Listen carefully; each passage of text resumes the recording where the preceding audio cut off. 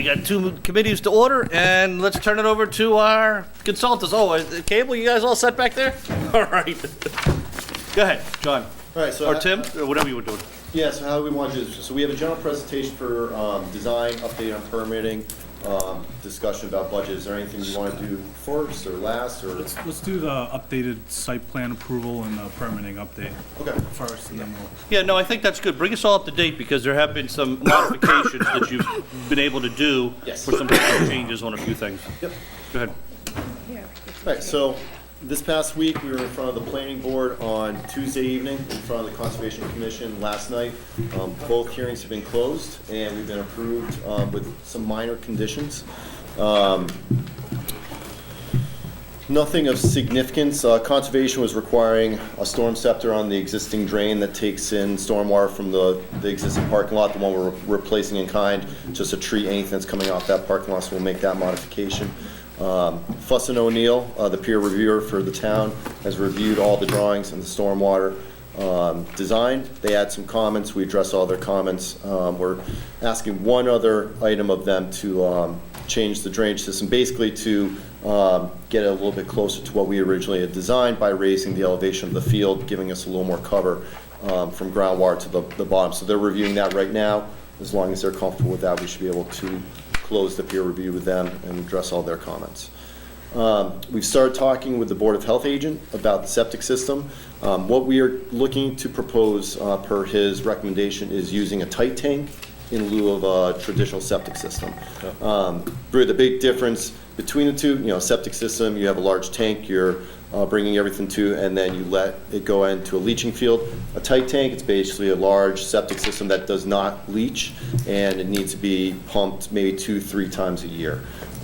He feels that's a better way to go, considering some of the regulations we have with the existing wells on site and the existing septic system. There's also probably about $40,000 savings to do a tight tank in lieu of the septic system. So we're working with him right now to figure out what that design is, and then we'll formally file an application, a permit for that. And the last item on permitting is FAA. We have to file an application just to show them the heights of the light poles because of our proximity to the local airport. We're going to get some signatures from Michael tonight, file that tomorrow, and we should be in pretty good shape as it relates to the height of the poles and what they're looking for due to the proximity. Any questions related to permitting or any of that I quickly explained? No questions? No questions. All right. What's next on our agenda? So we can touch on schedule real quick, just a quick update. And then on our plate was to go through a number of design items to start talking a little more related to the project, field line layouts, things like that. Or we can skip and talk about budget if that's a little more pressing for the group we have here. As it relates to project schedule, now that we have all our permit approvals, or most of them, we're going to start going into the construction document phase. Right now, we're looking at March 6th for the day that the bid documents are available to contractors. That's been moved up by about 10 days from what we originally were assuming. What that does is it allows us to receive bids on March 29th. So that gives us a little bit more flexibility between bids open and the April 10th town meeting in case we need to have some interim meetings or just need to vet out some of the bids from the lowest apparent bidder or the next bidder from there. And then from there, we did put the construction schedule on this slide. I think at some point we need to talk a little bit about when we think construction will occur, because we need to inform the contractors of that schedule so they can base their bidding on that. So I think initially we were looking at the end of April, generally for mobilization and final completion right around the first or second week of October. Again, all weather dependent, but generally that's the schedule we're looking at. This was initially the schedule we gave during our proposal. We probably have to look at that one more time just to see how it relates to the actual scope we have. But I think as soon as we can break ground, we should be able to get this done by the end of the fall regardless, if not a little bit earlier, to maybe get some games played on the field. I guess Dave and Scott, any thoughts on the schedule and starting in late April? I mean, obviously you want to get it done as soon as possible. This should be pending how fast we can do demo of the field and remove all the items. Yeah, I think that's gonna be 'Cause the that- issue. That schedule will push this schedule. Yeah, I mean, I But- don't see us having any problem getting it accomplished before then, as far as fence removal or building demolition. So when you looked at the demo piece, how much, I mean, I know we need to get an excavator with a thumb. What's the timetable to do the demo that's identified in here? I would think 2 weeks is probably, To be safe, yeah. weather permitting, obviously, if we don't get a blizzard in the meantime. Okay. And in that time frame, it's gonna take them 2 weeks to mobilize anyway, right? Yeah, and depending on, contract negotiations, once town meeting's approved. So, I mean, we gave about 4 weeks there. If it ends up being 6, 8, we'll have to figure that out.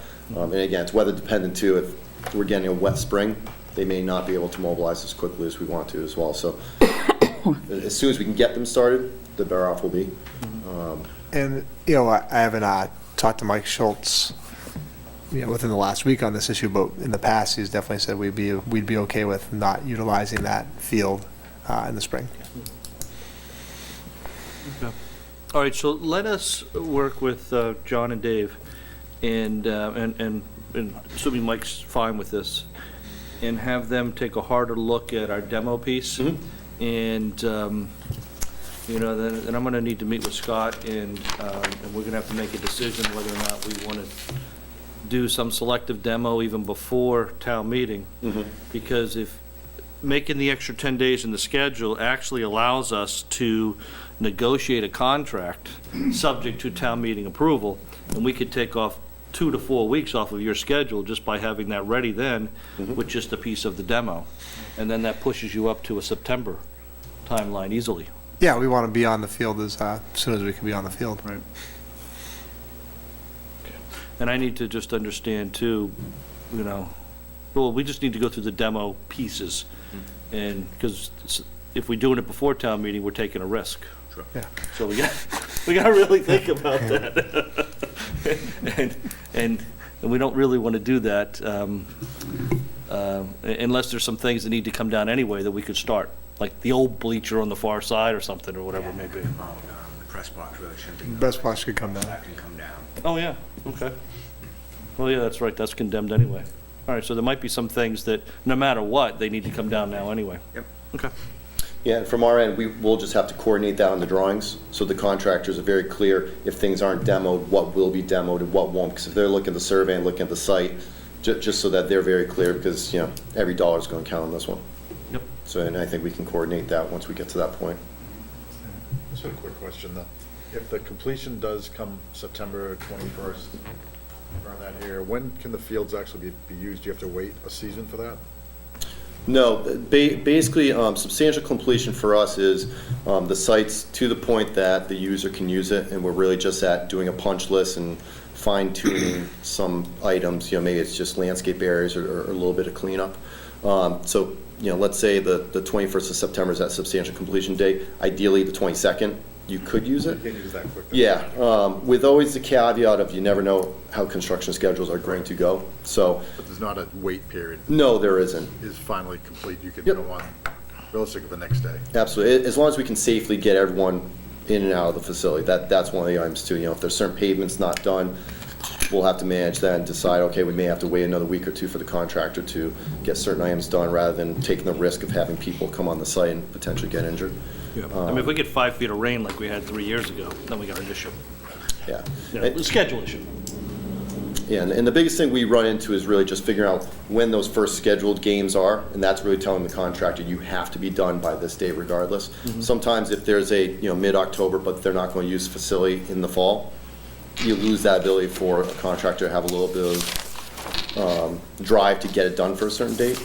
So, kind of giving them some almost dummy dates of, okay, this is when we're going to play some games or practices or scrimmages, gives us a little more ability to push them to get to So those dates. Mike just came in, we can ask him.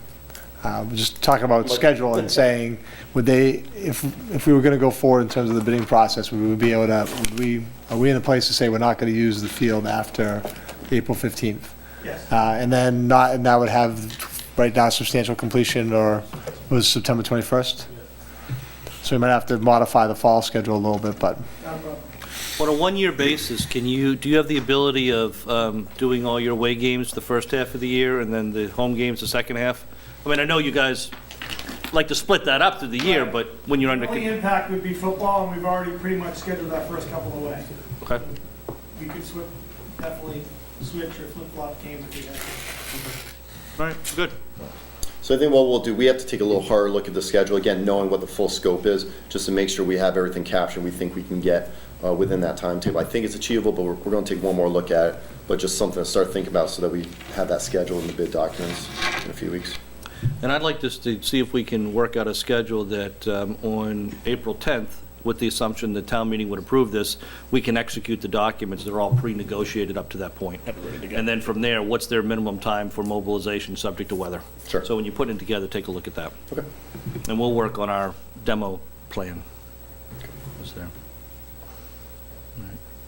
Why don't you go through the other slides that you have? And let's go through that, and then let's because the budget discussion is going to be a lengthy discussion. Yep. Let's just, because you need a little bit more direction on a couple things, so let's just hit those right now. Yeah, I think actually this discussion, it's a little more on the what I would call fun discussion, because we're just going to talk about materials, field line layouts, things like that. Ben is actually going to take the lead on most of these items, and I think this is an open discussion, so Mike or anyone, just feel free, share your opinions on certain things. The line layout will probably be the first one that we have a lengthy discussion on. Absolutely. So, per the memo that we sent out earlier this week, we put together 4 different field logo and line options for you guys to take a look at. Some have different costs associated with the logos, some don't. But we thought these are good baselines for us to at least have a discussion on what the school and town would really like to see out there. The first option carries, well, actually all options carry full-size football, white lines. We have soccer, they're yellow lines at the 210 by 348, and we have field hockey, full-size with black lines. Those black lines, we can change that color up if we really wanted to, but we've come to find that actually works pretty well with the white and yellow. But we can always work with that. That's a pretty standard color with any of the turf companies, so that can always be worked out during shop drawings as well. The logo on this option carries your standard Carver Crusaders graphic right in the middle of the field between the hash marks.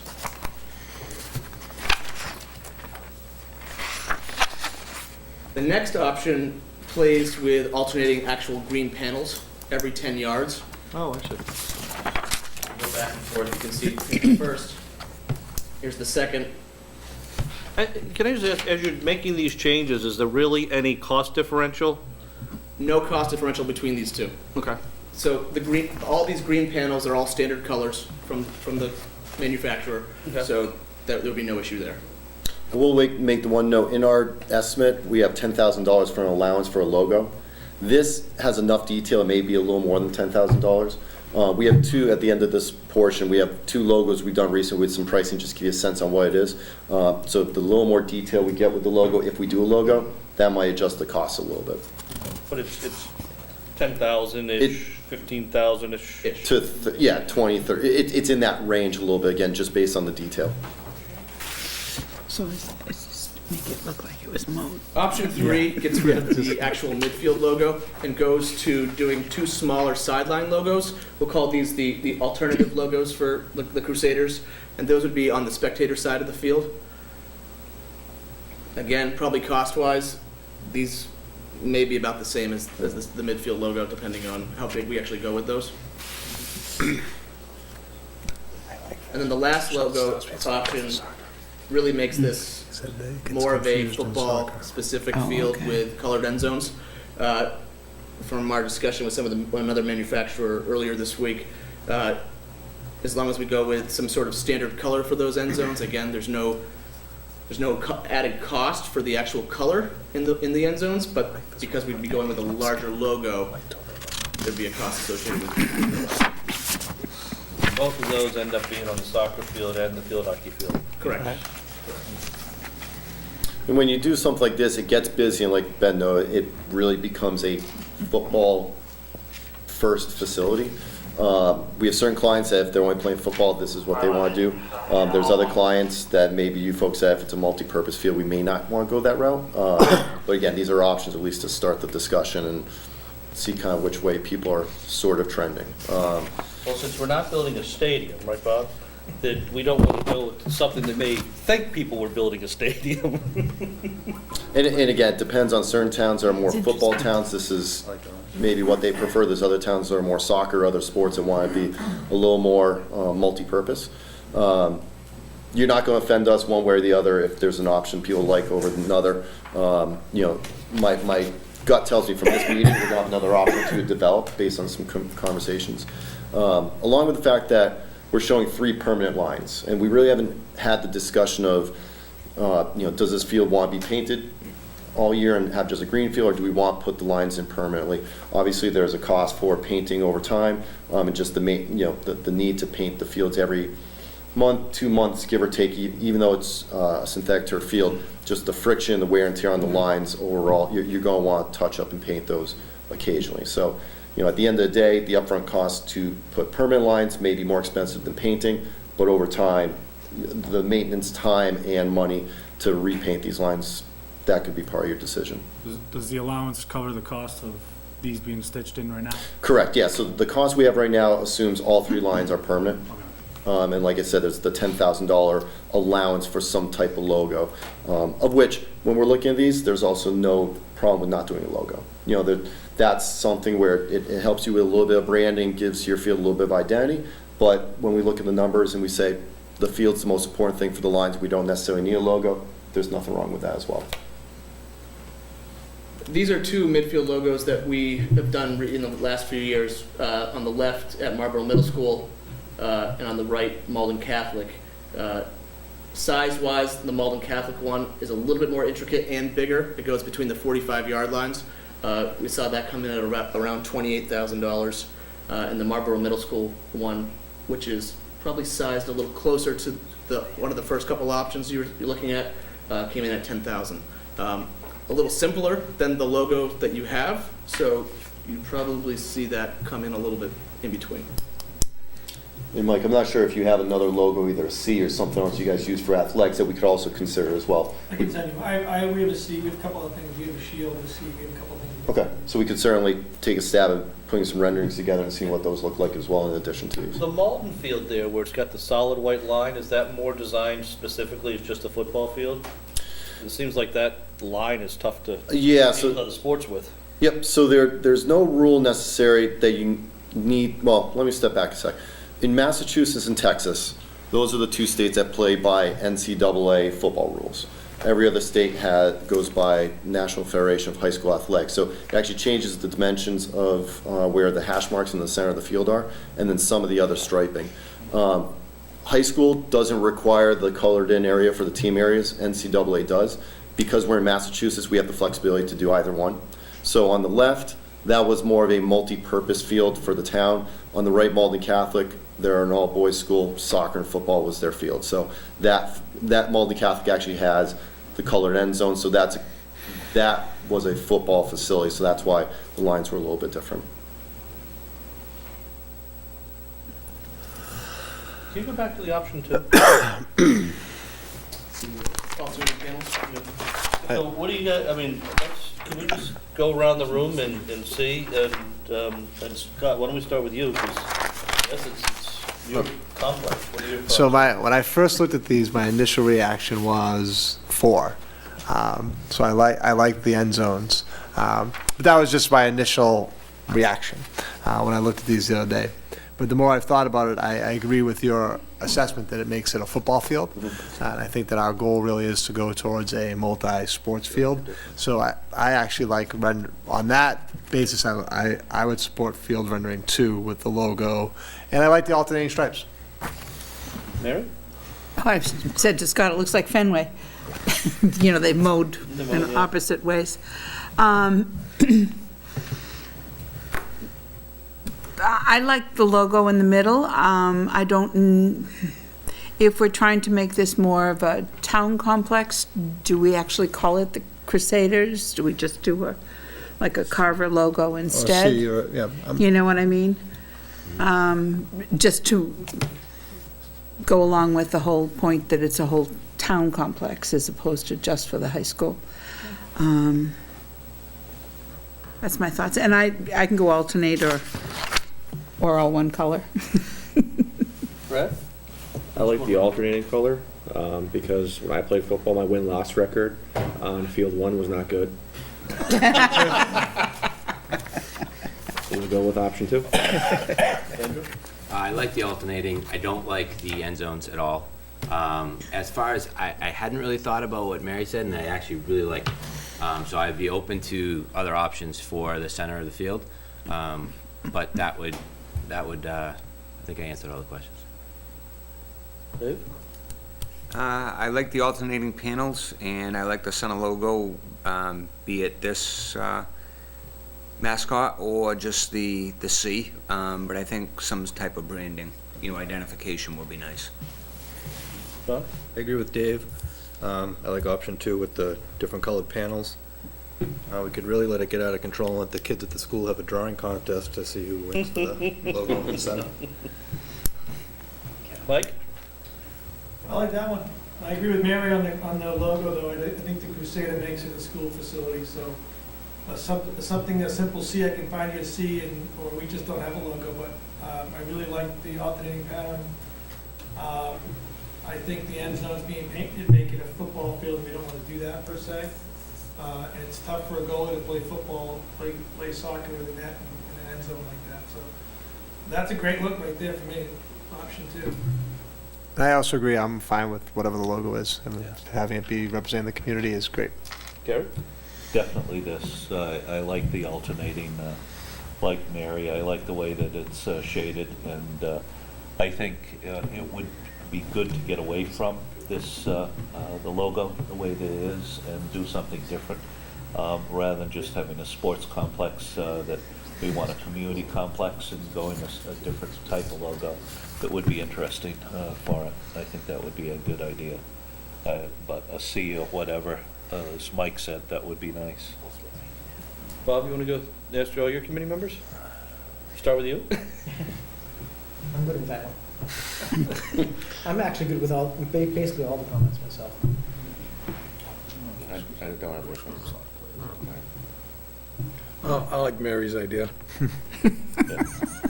I like the hang it on me. idea of something for the You'll whole be the one when it comes up. town as opposed to the Crusaders. I like the two-tone color greens and see not only for what it stands for, but that's going to be hard to maintain, that logo as it stands. When that gets messed up, somebody's going to go in there and it's going to be hard. So, a C instead of that, or nothing, is my preference. That's coming from our artist. That works. I agree with everyone else. Option 2 with just the C versus the Crusaders logo.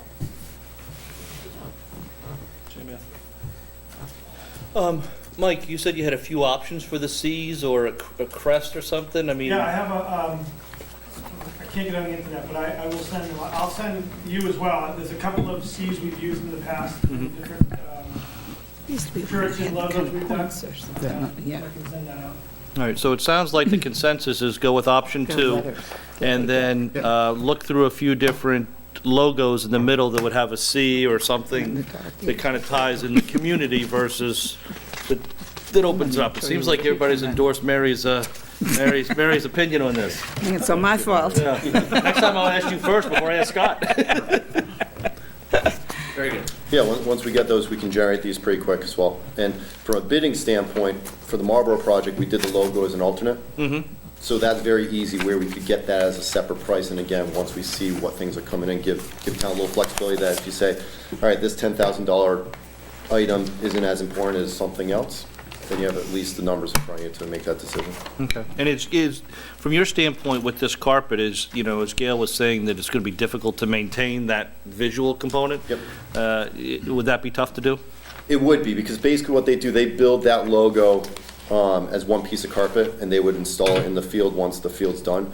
So all those intricate colors are all individual pieces of fiber that they have to really hand make rather than put through a typical machine. So if you go to the ends. So your durability of that section of the field is gonna be less, and it's the middle of the football field where Correct. you're gonna get all the cleats and everything in there. Yep, where, both of these logos would probably be, I'm guessing, similar to a C or some sort. Those are much easier to fabricate and to maintain over time, so. There's a lot less seams there for any risk of blowing out or. So your recommendation would be to avoid as many seams as you can, Yep. just for durability? Exactly. Yep. What else you got on your slides? I was gonna say, as far as the 3 sports, we got 3 lines up there for 3 different Yeah, sports. I think well, those are 3 sports we want, and we want it in. We want My personal preference would be to Not have it paint. not painted, have them fixed in, have them powder carpet. I would agree. And, yeah, those are the 3. Those colors work for everybody? Anybody have an issue with the colors they had, the black, yellow, and the white? Show them again. Show them again, please. They're up there. Right here? Hard to see it with that. It is, yeah. Zoom in for you. You're gonna show the yellow benches, no? Well, see, right here, Gail, this is the yellow around here that you can see, and then here's the black that you're seeing. So that's how it would be mapped for the 3 different sports, because they have different configurations.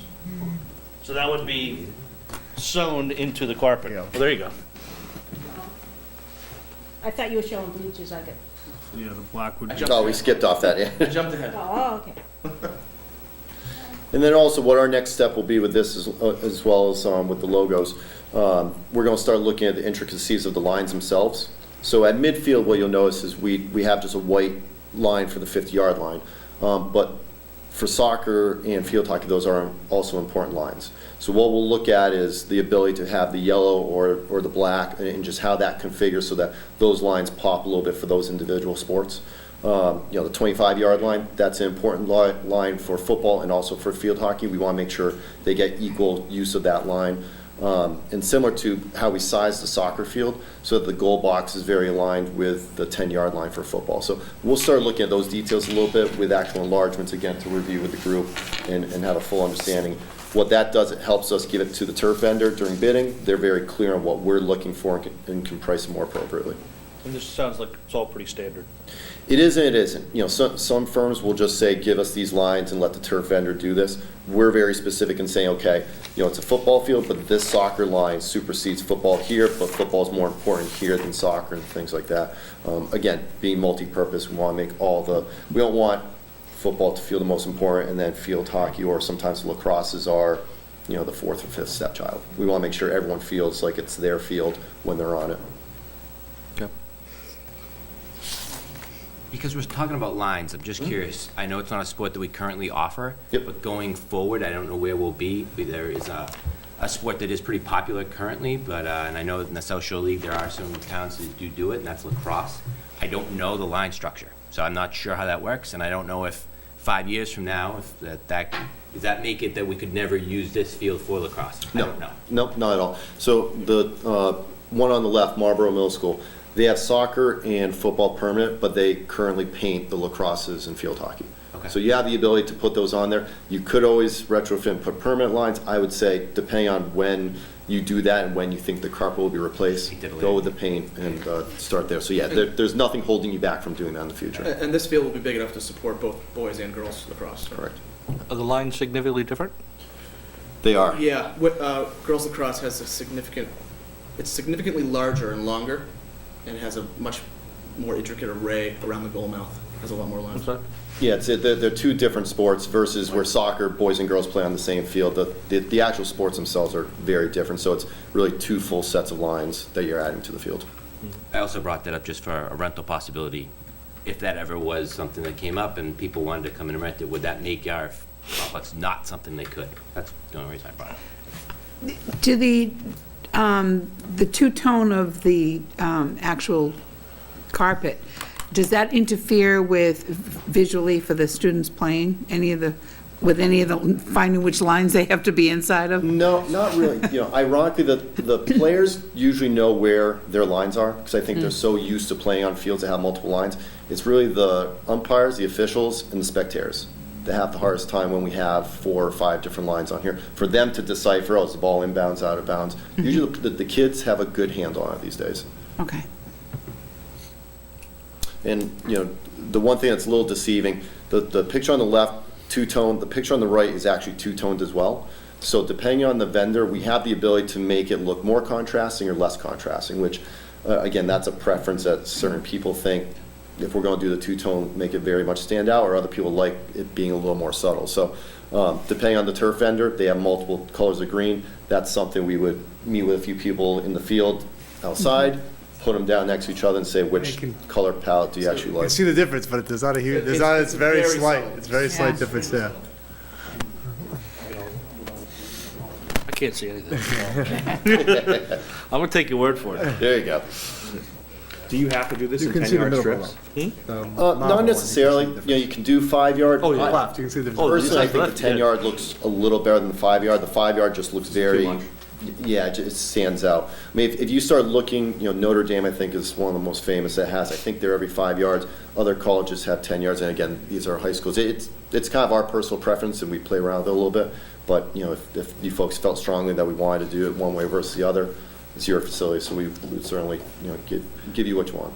On the track piece, what are the color variations you can do on that? I mean, can that get closer to a cranberry color than the reddish brick color, or is it standard reddish brick color? Red, black, and blue are kind of the 3 standard colors. You know, the red is probably the most popular you see for tracks themselves. We do a little bit of black.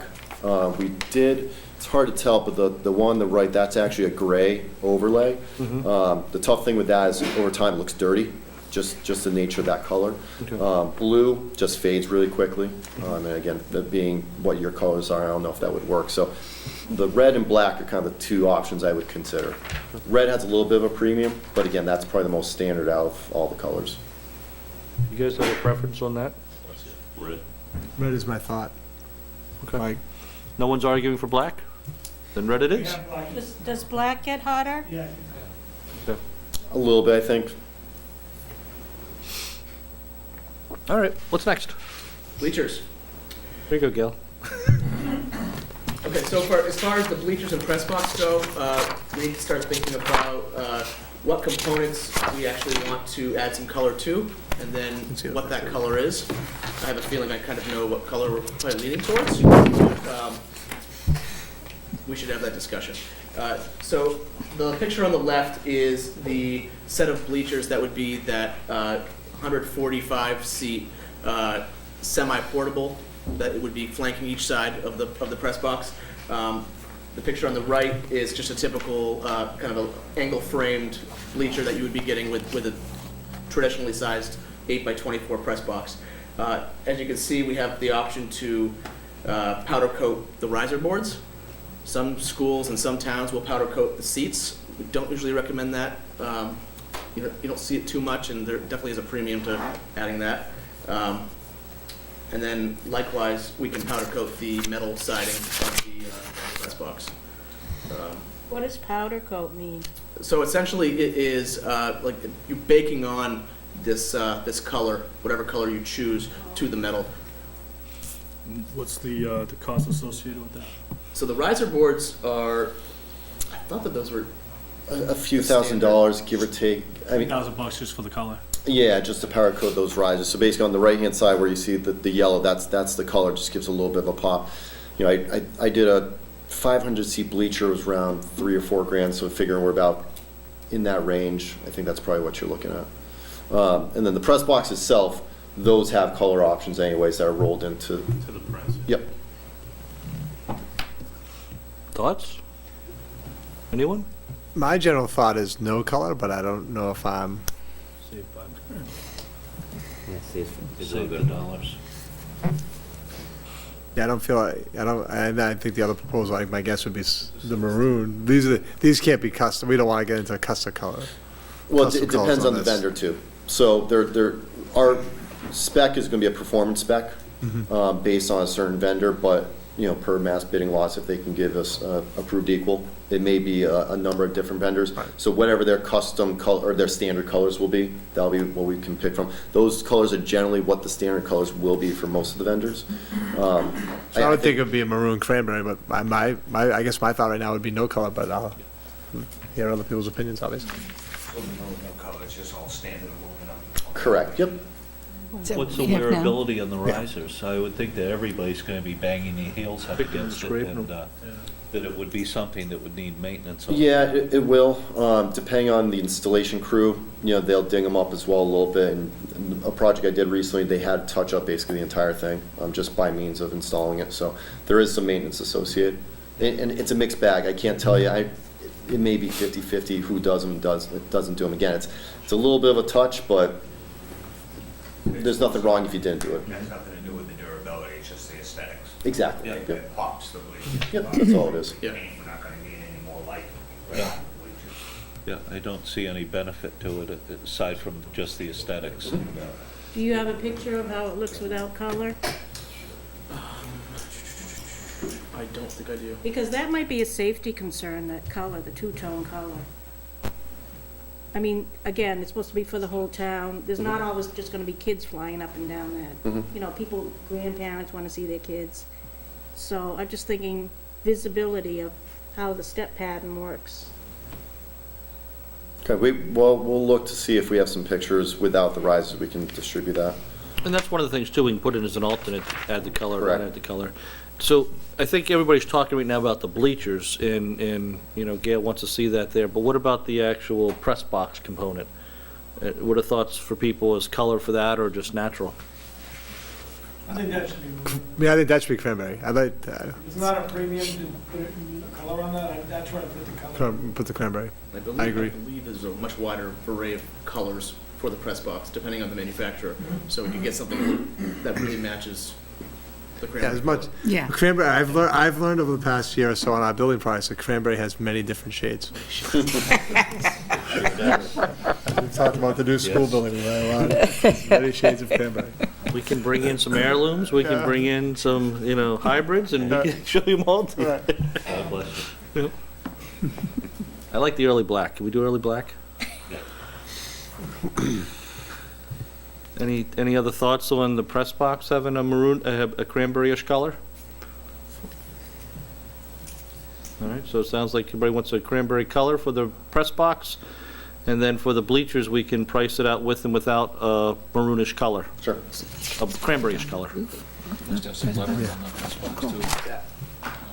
say Yep. that. I wouldn't mind seeing Carver or something for letters on it. Maybe even the seed that's on the middle of the field or something. If there wasn't a tremendous cost increase, I mean, I don't know if we can do that, but if it was just, Yeah, can you include that in the estimate? Yeah, let me tell you. So Dan Clay and they're the ones that usually we work with during the design phase because they offer a number of design drawings for us to use in the bids. Let me talk with them a little bit about some of those options. And like I said, depending on who the manufacturer is, we'll figure out the best way to price it with the cranberry color so they're all bidding apples to apples. If there is a premium, at least they can roll that into their pricing. Okay. And then usually the interior finishes, they're fairly custom, or fairly standard. There's usually 2 or 3 different options, whether it's kind of a tan palette or a gray palette. Usually, we'll just take that stuff off the shelf, make those decisions during submittals, and those are all, built into their pricing for bidding. Okay. Next up, we have the scoreboard and sound system. So, I have 2 slides here. The first slide on the left is the original scoreboard that we were carrying in our estimate. That's the 2020 model. We'll call it the 2020. That we found was to be the closest to what you guys have right now out there. In doing a little more research and chatting with the vendor and the manufacturer, we discovered that if we went to the 2018, the one on the right, we could see about a $2,000 decrease in price. And the only thing you're losing is less digits around the time. So this first model has 5, 6 digits for time. The second model only has 4. Once you go under 1 minute, that automatically changes and you can actually see the seconds clicking down. So for the tenths of a second, clicking down. So it still operates the same way, it's just a different way of seeing the time. I think we thought if we could see a $2,000 savings there, and there wasn't much of a difference, we kick that by you guys. We have a couple different logo options here. Wanted to get your feedback on it to see if anything stuck out, or there was definitely something that you said, no way. As you look at this board, the top of the board where it says Carver Middle High School, that's an ad panel that would be installed on top of the actual scoreboard unit. Below the scoreboard, we have the sound box, and that's where you're gonna have all the sound that you're projecting come across the field. As far as other options go with the scoreboard, we can have them say Crusaders instead of home, or for another premium, you could have, instead of permanent names, digital letters, and your scoreboard unit could plug in whoever's there, have it read. What's the delta, what's the cost price on having the digital team names? It's minor. I don't know the number offhand. It's a few $100, I think. Okay. I think it's fairly minor. But I confirm up those numbers. Are we all set with Crusaders being politically correct, and we're not gonna change it like the We're not, Indians and their... right now, there's no discussion of changing the name Crusader. Okay. Not on the I just table wanna right make now. sure That's that's a not saying, religious who thing. knows who knows what'll be on the table in 5 years, but it's not on the table right now. So the graphics on these match. If we go to the next slide, we look at a couple of different layouts. I think the big difference being the soundboard. I think as we're looking at this again, it might be tough to actually read that from across the field. Instead of it being Crusaders, Carver. We actually want to use. I kind of like the just Carver Middle High School across the top. I think that reads very well. Whether or not we want to call it that, whether or not you want to call it the just Carver, anything you want, you can put on that signboard. So Carver Sports Complex? Just Carver. Carver. And also, there's always the option of not over-branding and just having the scoreboard. You know, so depending on how much branding we have in certain spots, sometimes it gets a little bit overload. And again, you know, I would agree, these get a little busy at this point considering where it's located, which right now we're proposing the scoreboard in the corner behind the softball. You mentioned that top panel's an add-on. Yep. What's the cost of adding that on? I have the numbers. Well, we have the full backup. I can send it. I just don't offhand know what that is. So the scoreboard right now is proposed in this back location. So considering the length you're looking across, you know, that's close to, 250, 300 feet. So we want to also make sure any branding we spend money on is worth seeing. So, in some instances where we have scoreboards located in that general location, there's not necessarily branding put on there. It's just a plain scoreboard. So that's also something to consider. Easel. Why not have that at the 50-yard line on the opposite side by softball? Why at the end there? I think our initial thought there was in this general location, depending on the use of softball, the back of it might get dinged with foul balls versus, and I think the discussion, this softball field is more practice, or is that for games as well? It's a JV field, so there's games there. So I think the balance, I mean, you're probably, no matter where you put it on this end, you're probably going to leave it to some exposure for foul balls over there. So it kind of just depends on where exactly we want the final Would you location. consider putting it where it is? Yeah. I was gonna say, it's in the end zone now, right? Well, it's Yeah, back, just because, I think we're all thinking, maybe we're all thinking the same thought of, it's difficult for the visiting team. Really? They have to turn to see the scoreboard, Yep. which is, if I was a visiting team, I wouldn't be thrilled about that. Now there's only one set of bleachers, right? There's no Right, there's visiting- no, Yeah. what? There's no longer a visiting side bleachers. No, but as a team, the coach, the, Oh, gotcha. That's, yeah. so if I'm the visiting, if I'm the opposing coach and I can't, I have to turn to see the scoreboard, I would love that. Yeah. Oh, you mean, but whereas in the end zone, it works better, you're It saying? is in the end zone right now, and that's where high jump is. We have the long triple jump in that area. I would suggest that's, taking it out of the area probably makes some sense from a safety perspective. Gotcha. Now that the whole thing is going to be paved, you worry about kids running through there, and now you're looking at padding the posts and things like that. So Yeah. I think back when these facilities were originally built, they were there. A lot of times now, we're really getting those scoreboards out of there. Okay. How durable is the back of the board? The scoreboard, I mean, It's aluminum or metal, so, if it gets dinged, it's going to get a little bit dent. Again, it depends on the magnitude of the ball and just, in that spot, you're probably not getting a lot of hot shots, direct shots, because it's going to hit the backstop area where this one's located. And again, there's no right or wrong place to put it. I think we kind of thought that made sense from also when people are walking into the facility, you have the opportunity to see the board even though it's in the far distance. I think putting it over here would be difficult because when you're walking in or you don't have a sense. So, but again, I think that it's still up for discussion along with the scoreboard type where the location is too. so it sounds like we got a few questions. The first is, do we need the extra thousandths of a second, those extra 2 digits? No, I don't think so. Do we need the Crusaders name on there, or do we just print it on there? Do we need a digital name? We'd like to see the digital names. Okay. So we'd like to see the adaptation of the, So But I don't feel like we need personally, I don't know if we need the board on top, but I obviously.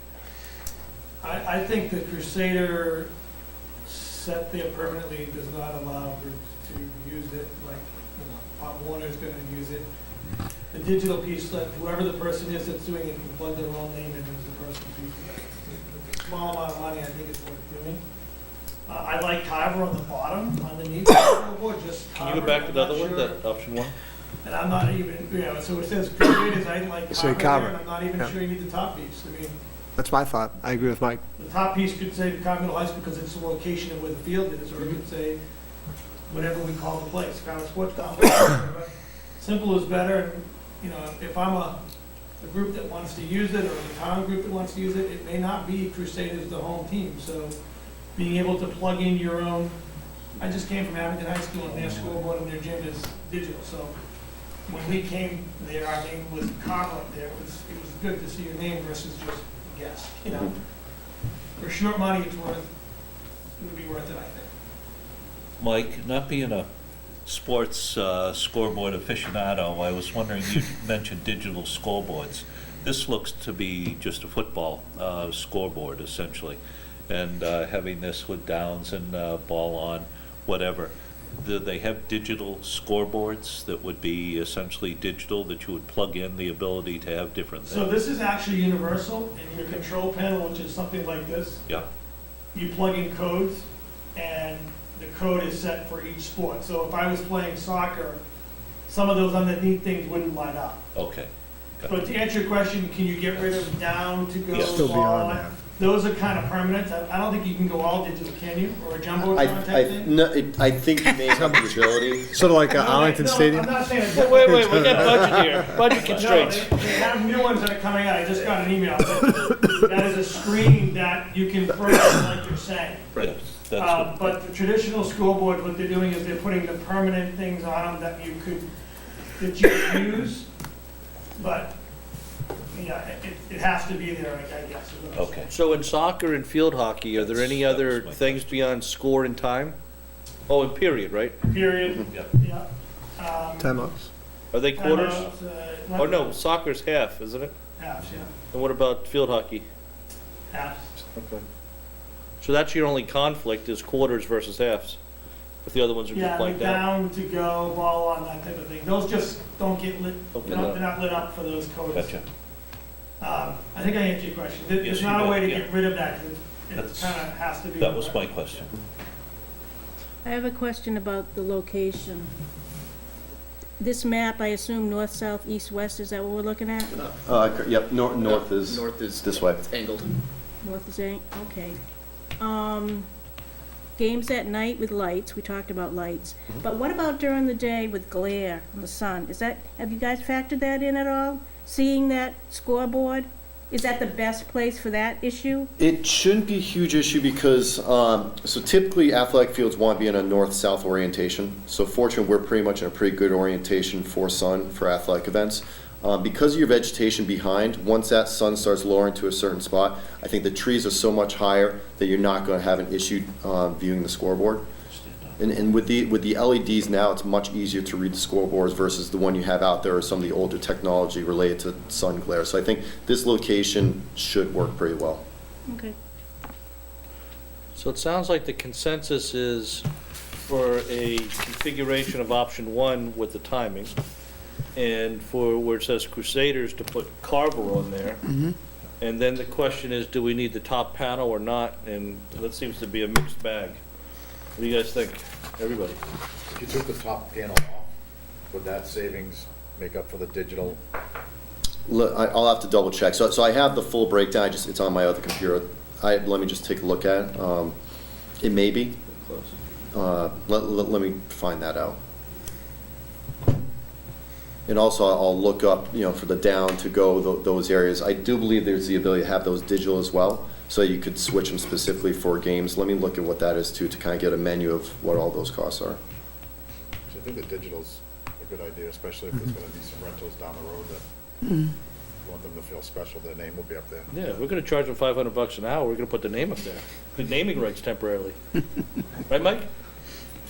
Whatever you want. But even if there was going to be a use, a town use or something. Okay, you know, the something Pop Warner else. football is the Cowboys. Correct. So they'll be able to put Cowboys up there. Yep. That's it. I like that. Any other thoughts on the sign? I think the only thing to consider as well is the color. And the reason I say that, we're going to have a lot of reds and cranberries potentially out there, and just because they're not all coming from the same manufacturer, we want to be careful with too many different versions of the cranberry. A lot of scoreboards, we do our black. Seems a little bland, but it does stand out, but it's nice and simple. That might be something we want to consider as well. We can get some images of some of those. Again, there's nothing wrong with going with a red or a cranberry. Just also noting that it's all exterior, so there's going to be some fading to some of these as well. So we want to try again in the same palette, but Yeah. I was just gonna say, John, do you know how many different color variations there are in cranberries? I've heard there's a lot. With the digital area for the names, is there a limited number of letters that it can? I don't know. I will check on that as well. I gotta assume at some extent it gets too small to do in there, but let me do a little more research on this.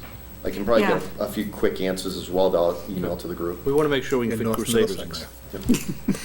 I just have a couple quick questions. I was thinking Cowboys. That scoreboard comes with a Even remote Yeah, yeah. kit, Correct. just Yep. one remote setup, so I can just walk out there and plug my battery pack in and off I go? Correct. Okay. The sound system, is that also remote? And how does that work? So the sound system, you would plug your actual audio system in the press box, Okay. but you can take your wireless mic Okay. a certain radius away from that. So like other stadiums are set up like that, and the amp or the whole package that runs that is set up in the press box? The amp is actually built into the back of this Okay. board, Yeah. so all you'd have is your small console with your microphone and your jack for like your iPod or something like that. And do I need Wi-Fi or anything for that? or no? No, that will talk. There'll be a wire that actually connects to that board. Be the only location in town that you can get a The range? signal. Right, yeah.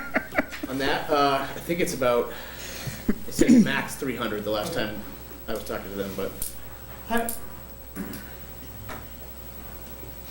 So you just said the amp is gonna be on the back of these scoreboards? the amp's actually built into that bottom box on the back side of it. So it's all inside of it, you never see it, it's just, And the speakers are there, or speakers are in the stadium?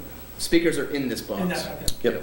So if you are, that's facing the softball field, the JV field, the back of that would be? Yeah, Correct. So the kids or whatever can't tell that that's a, you can't tell, no, it's, You can you would, probably walk into. you would never know that it's all inside of that. not the kids would do anything to that, or, yeah. Yeah. And usually what we'll do, we'll set that at a certain height to about 8 to 10 feet above finished grade again, so kids aren't walking up, smacking it, hitting it. The one thing in that location is kind of out from where a lot of the kids hopefully should be, so that may help a little bit. And then the other thing to note, the sound system, we put down the bottom of that scoreboard to try to keep the sound more directed toward the field.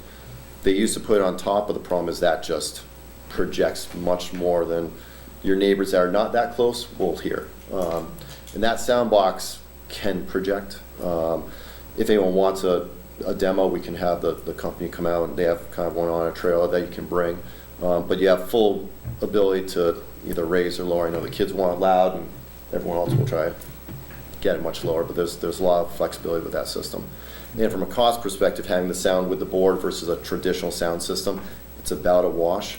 But the sound system comes with the scoreboard and all that warranty, so you kind of go into one person to take care of both items.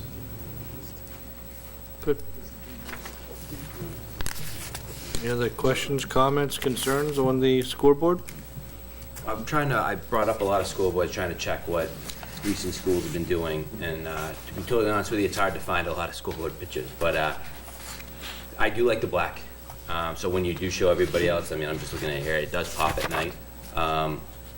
Looking at this, I do wonder if the digital is gonna be too much digital. If there's a lot of digital going on when you have the names digital too, but again, that's not something we have to decide. You guys are gonna show us some different options. The placement of current, I don't like that. So my thing is, I like it in the end zone, but I think you can do it all the way to the end of the track and put it all the way there, so I don't know where we stand right now with where it's gonna be placed, but current, I don't like that, so. But as far as the color, I wanna keep everything to Carver, and, but I do like the black, and I think when you show us the examples, it does pop. Can you, in our next meeting, just put together a couple renderings of what it would look at different locations? Just so you can see it, the opposite side of the field, what it would look like. Okay. Yeah, and actually, one other thing to know, I think one of the things we were thinking about in that location, one of the things we're going to talk about is ball netting behind the end lines. Right now, we have about 100 linear feet of ball netting back here and also back here, and that's more for football and soccer ball control. Depending on where that scoreboard is, we want to make sure there's clear sight line so you're not looking through the ball netting or posts. We've ran into that in the past, so we're very cognizant of where that gets located and how you're sitting. So we can look at some different options, but we'll be very specific on those vertical elements that you don't want to look through to try to get to the board. Yeah, include those in the rendering or, pictures you have. And what we might do is generate some of this a little bit quicker, maybe get an email out to get some feedback to hurry the process and go from there. Like I said, this is the fun part. Yep, yeah, exactly. What's next? Lighting. So for lighting, we are proposing these two fixtures. These are what were used at the elementary school project. The Sternberg on the left would be your pedestrian 11-foot high along all your walkways coming into the site, and 15-foot high Razor series are what are being installed for all the parking lot. And then just let you know, so I think there's 3 or 4 light fixtures in this island, double-sided, so basically the 15-foot will light this area. Then we have 2 or 3 lights here, and then a series of lights down here to light your entrance into the press box area. And then if you're using the facility at night, the Musco light poles should cast enough light just around the track and field to light those areas that aren't being lit by the pedestrian lights. My understanding is that the elementary school lights are silver or gray. Maybe Tim, you can double check. That's what the distributor gave to us, but I can find out. Yeah, Don't we remember can that find out. discussion. Yeah, We discussed everything else. Remember that one. I'll find that out. Was it in that spec I sent you? yeah, or it was on these cut sheets that we got from the distributor. I think it was gray. So we could either go gray to stay with that consistency, or we go black to match, some of the ball net posts, a lot of the black elements that you have on site. The Musco lights themselves, they're gray, so you have some gray there. And I think the existing lights are more of a brown bronze.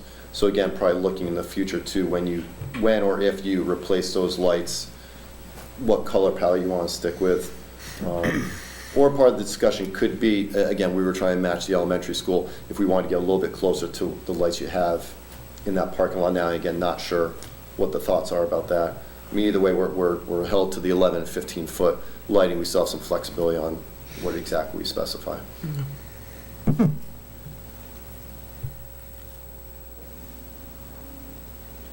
Does anybody want to weigh in on an opinion on color right now? Mike, do you care? No, we don't have a lot of lighting there now. Lighting that we're gonna get out of this would be great.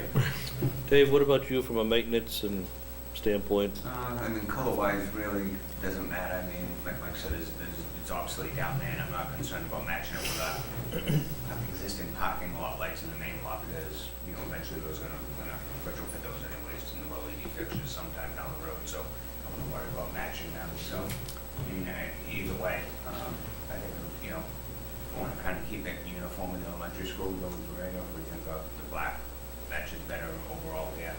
Does the black fade? Well, thanks for making a decision. I think it's black and gray, because that's what you're gonna have in the building. Gray's a color of ours. I mean, in our uniform and stuff, we have gray, we have maroon, we have, so if the poles are gonna be black for the screens and the fencing and make it maybe we'd be consistent with that. Because I'm assuming the poles for the lights are much bigger, fatter, like, you know.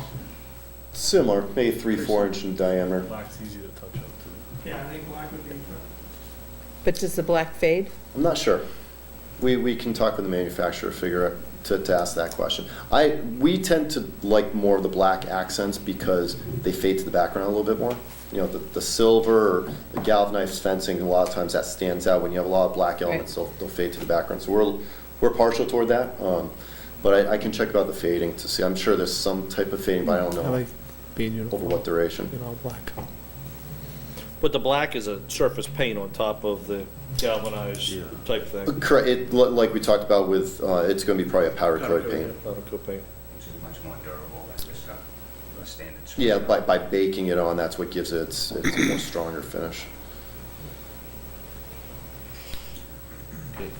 And we could talk with the manufacturer as well if we have to make that decision now based on cost, or if they say if it's one of the standard colors, we can figure that out during submittals and the cost is what it is. My understanding is the gray and the black are both standard, so when it comes to. We have a little time to make that decision. When it comes time to submittals, we can talk about that again. Okay.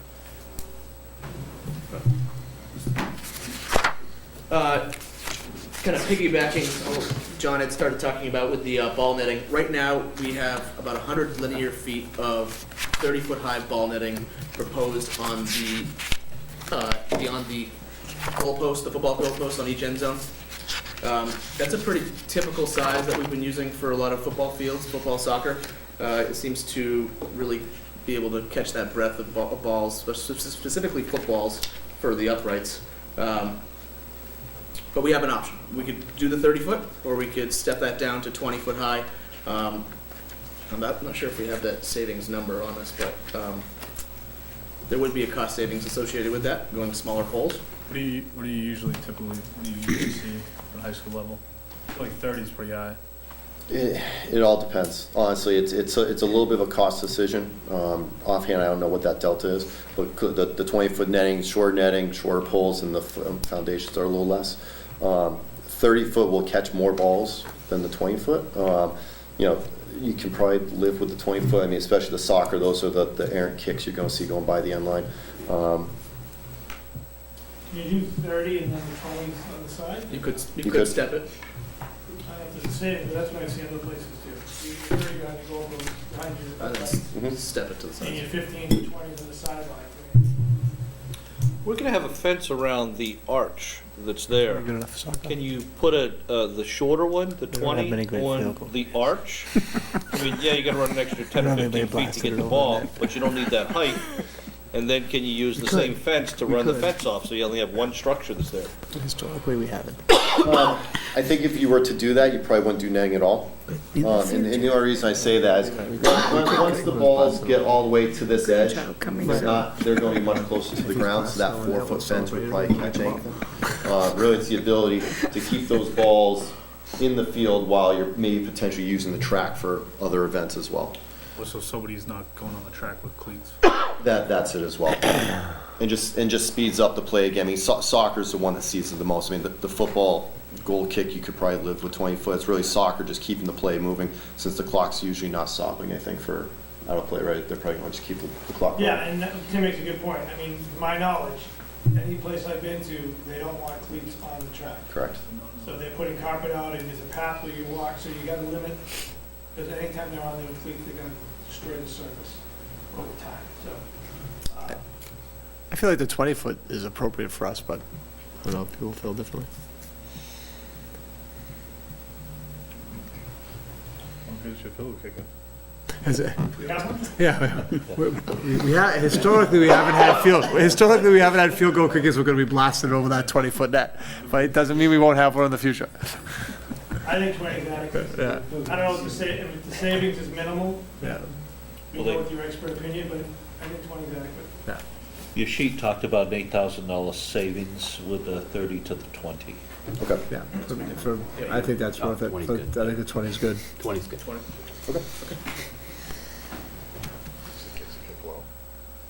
They're separate panels, right? Yeah, typically they'll be spaced about 20 feet on center, give or take. So 100 feet you'll have, But it's one continuous net, then, correct. you know, 100-foot long net.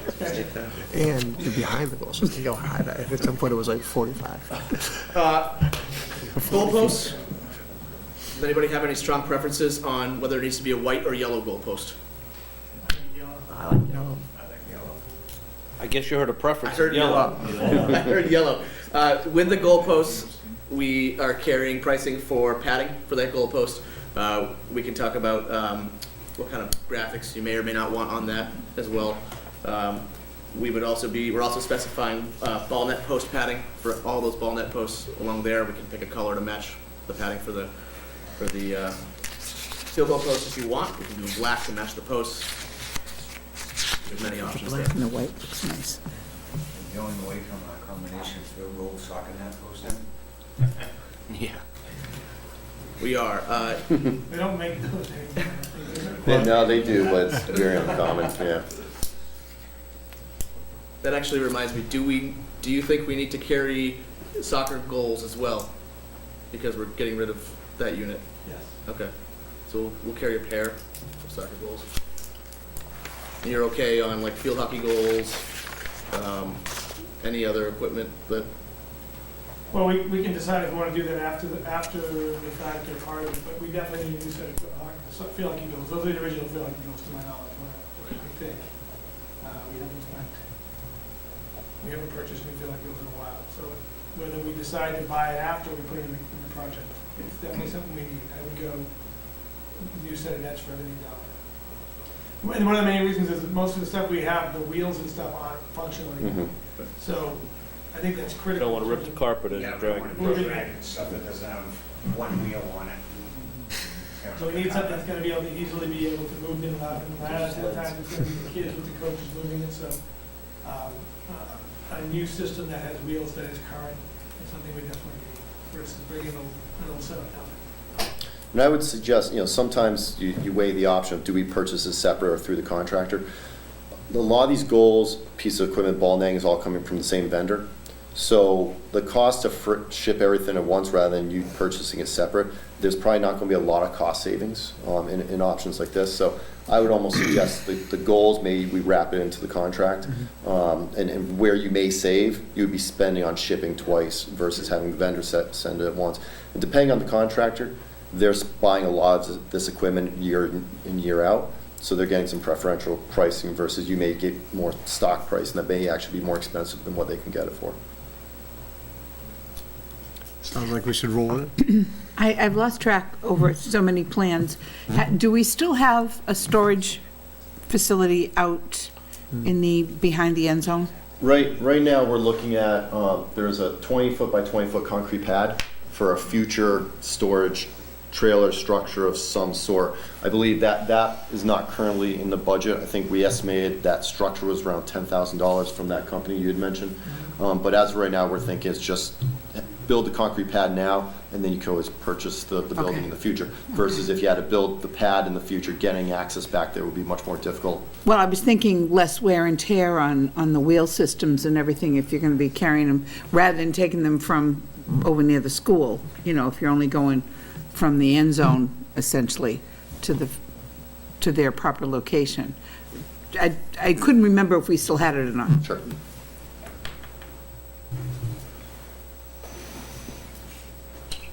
Any other questions, comments? Oh, the padding. Plain padding or lettering padding? If it's gonna be lettered, I would just go consistent with what we're saying, it's gonna say Carver. Can you say Carver? If not, it can just be a maroon or black. Does it include lettering or is that an add-on? Andrew, It's a minor add-on that they're going to paint it on. Usually they have a series of standard colors that Is it easier should to find see? some type of red, cranberry, or black. I mean, I may suggest you do just graphics on the goalpost one, and then the padding for the ball netting, maybe it's just a solid color, Yeah. even just a black so it fades in with the black ball net posts. So maybe they should just all be black with no lettering at all? They could be too, yeah. I like the idea of the cranberry with the lettering on the goalposts, and then the black on everything else. That would be my preference. And say Carver, it's great. Ooh, what'd we get there? Okay, so landscaping.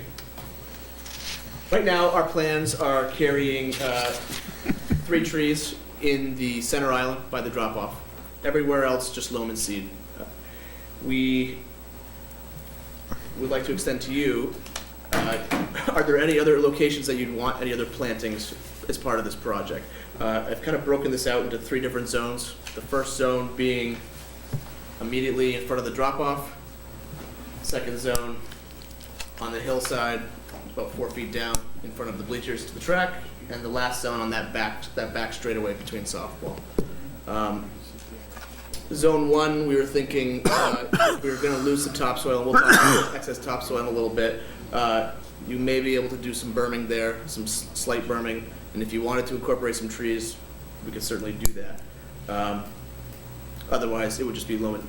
Keep it loam and seed, and it'd be a very flexible space for the school. Zone 2, between the bleachers and the field. In the past, we've done some ground covers, keeping them very tight. Some grasses, other items. Not sure what your guys' maintenance plans are for that space, but again, that could just be loam and seed, and you guys could just mow that on a weekly basis. Same thing for Zone 3. I'm not sure how easy it's going to be to get back in there between the fence line and the track to mow. We could plant that up, or we could, leave it loam and seed. So I think a lot of that is going to come down to maintenance and how you guys plan on operating the facility and what areas you actually want to be mowing on a weekly basis. Can you zoom into just in Yeah. front of the bleachers? What's that slope? Yeah, I was going to say, didn't we talk about having plantings to hold the ground cover in place? Yeah. Because we don't want people sitting on that, do we? It's a mixed, it's a mixed bag. We've done a number of different things. Those slopes are 3-to-1 slopes, so for every 3 feet, horizontally, a foot drop. It's about 4 feet grade change from the top to the bottom. Yep. So, it really depends on if you want to entertain have spectators using that as a grass space, walking on top, sitting in that area. Often if that's a ground cover area, it is an area to be maintained. No matter how good the maintenance staffs are, it's still an area to have to remulch and take care of ground cover. So there is some work there. And kids will tend to walk through that space anyways, unless you have a fence or very specific means to get down there through stairs. Right now the whole site is pretty much lawn.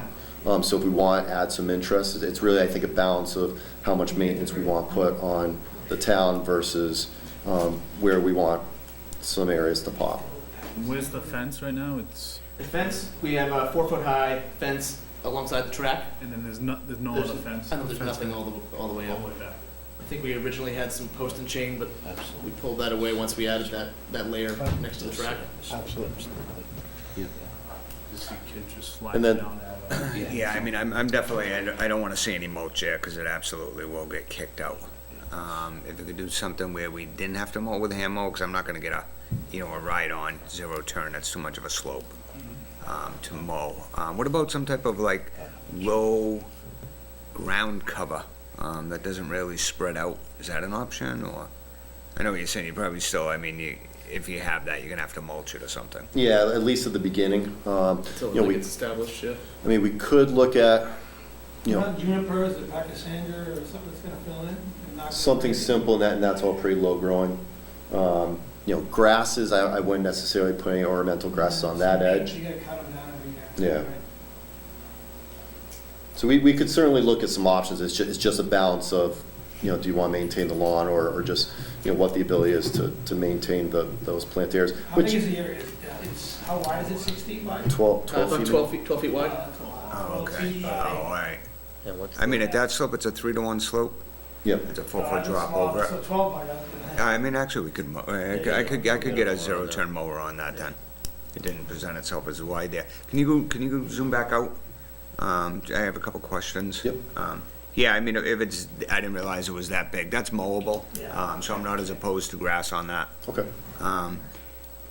It'd be tough to Be keep up, mindful, though. on over where the existing flagpole is, we have to relocate that placard, and maintain that memorial.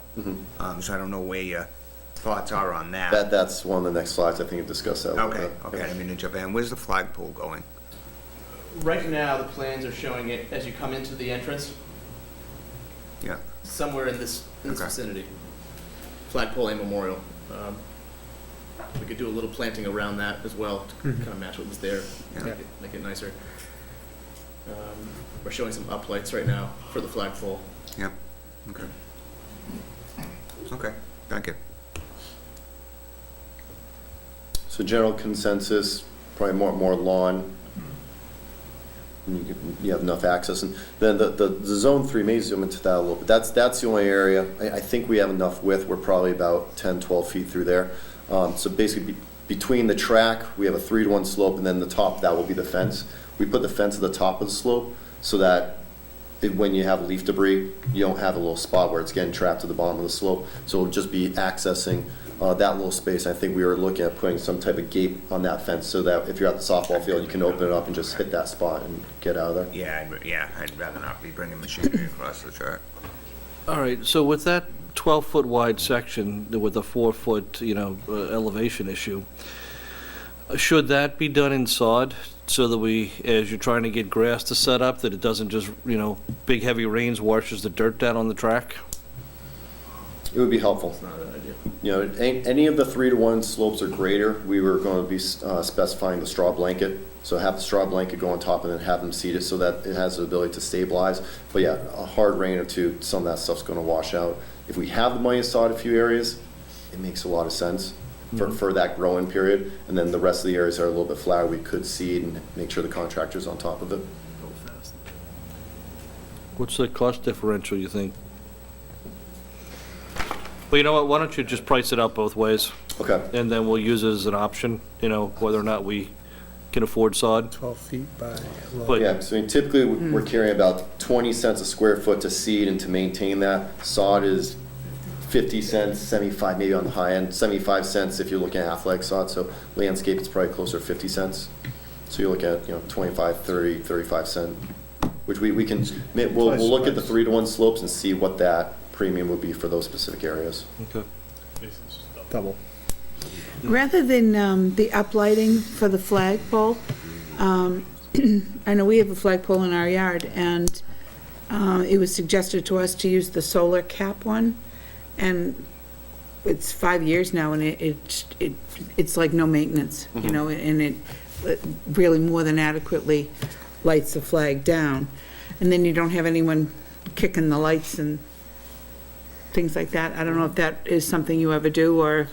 The lights we're looking at are actually set flush in the pavement, so you wouldn't actually kick it, and they have some non-slip lenses on them. Depends on how tall we go with the flagpole.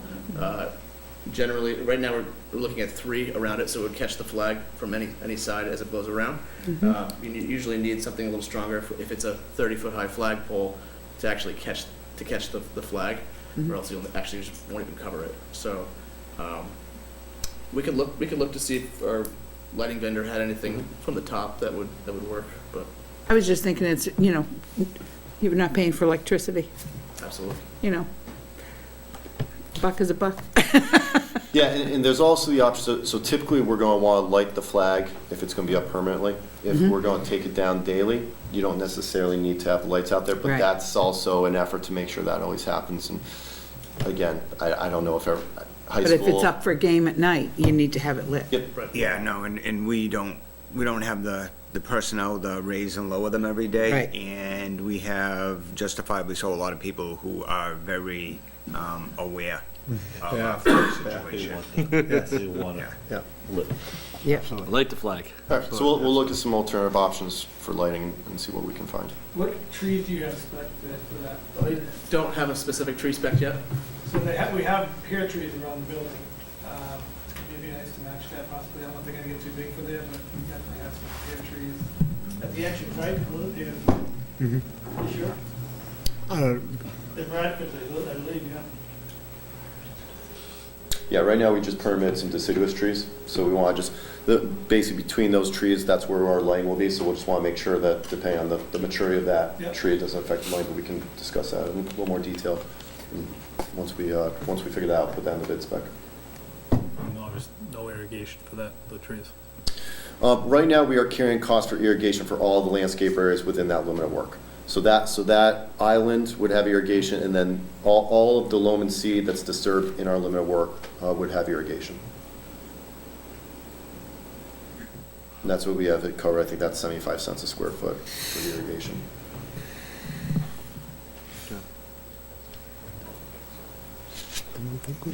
Any thoughts, comments? Spring, you're awful quiet over there. I know. I'm not used to this. Formulating my question. Well, feel free to ask them anytime. Just wondering if there's something. Any other some- comments on this? My only comment is that I just have no sense of what the cost difference would be. I don't know, what's the thoughts of some plantings along the home side? That 12-foot stretch, or do you think it'd just be hard to maintain? I think just grass would be better, my personal opinion. Easier maintenance, I but think the planting's gonna look nicer, but Plus, when you have the leaves come down and all that stuff, it's Yeah. easier to clear it out with just grass versus shrubs built in there. I really think that I think if we were gonna have plantings, I think we would want to flood the whole area, so there would be no mowing, and then I think that's where it would be cost inhibitive. Right. I didn't realize it was that wide. yeah, 12 feet is pretty wide. It's not like you can just put a row of bushes. It's not really one row of bushes, it'd be Well, but 2 rows of absolutely- bushes, 3 rows of bushes. Absolutely, it's going to get walked through. So a small ground cover of bushes, I think, would be destroyed in a short period of time. The wisdom of having turf or something that's going to be as durable as possible in that area is going to pay back in dividends, because it's absolutely going to be sat on and walked up and down on. And just try to envision this thing being used and gone up and down that slope, because it's absolutely going to be. It's, hopefully the turf will be durable enough so that it won't look like, All dirt. yeah, all dirt. I think it was originally mulched. That would be, Or- but mulch is originally. not going to be acceptable for Johnson, the rationale of having to go down on the track. But I again, think with never irrigation in that area, maintained. Gary will definitely help it out. Yeah. Yeah. All right, thank you. So a couple quick items here. Site furnishings, right now, we're not showing any trash recycling receptacles, benches, bike racks, or like a water fountain bottle filler. I'm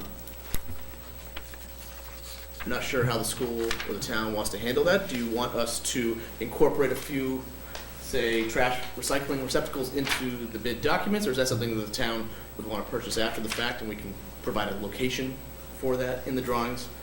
Yeah, I mean, we have, my thought is we have an abundance of them. We actually got quite a few of those not that long ago. So I think unless we wanted, I mean, we could always take one that we have to designate for recycling. But right now, I think trash-wise, we're sufficient. The other thing was, Benches, bike racks. I don't know, thought on benches or bike rack. We have a bike rack in front of the building. We might even have 2 there, so I'm not sure we need one over there per se. Benches, I just was able to purchase, I think I bought 8 benches in total. I think we're okay with benches at this point. I was able to get, you gotta figure you need 2 benches for each field, and I was able to get, like I said, I think 6 or 8, so We do move them around the facility depending on what season we're in. If we're in baseball, we'll shift the football benches to baseball and so forth. So, you know, I don't necessarily think we need a set of benches unless, you know, I'd have to check. I think we're pretty well set up with the benches, but I can let you know.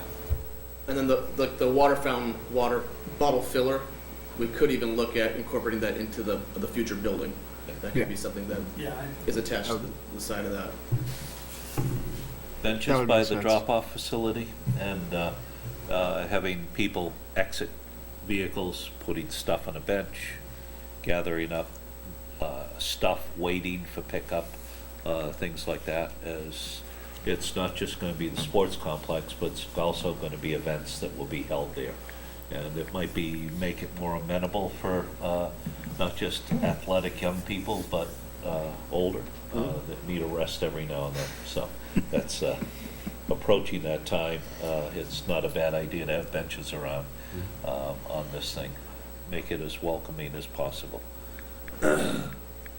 So you mean like benches in the turnaround loop there? Yes, yeah, benches by It's a the. really good idea, actually. Yeah, I think Gary's leaning more, maybe we look at something ornamental with a back, not just an aluminum. I agree. Yep. Yeah, Sure. like- It looks like you guys use Victor Stanley for like your trash receptacles.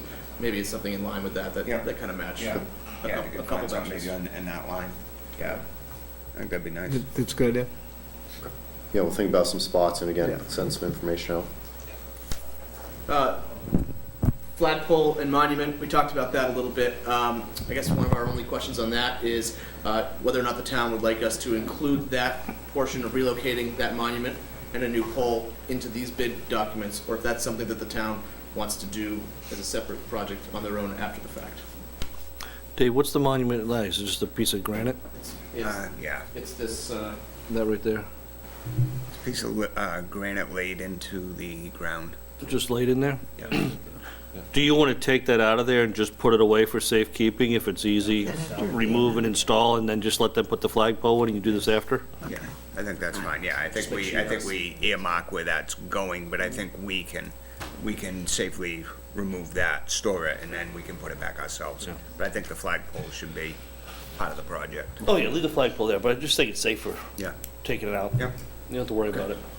And any thoughts about the location of the flagpole? Whether the entrance makes sense or if there's another spot that may make more sense?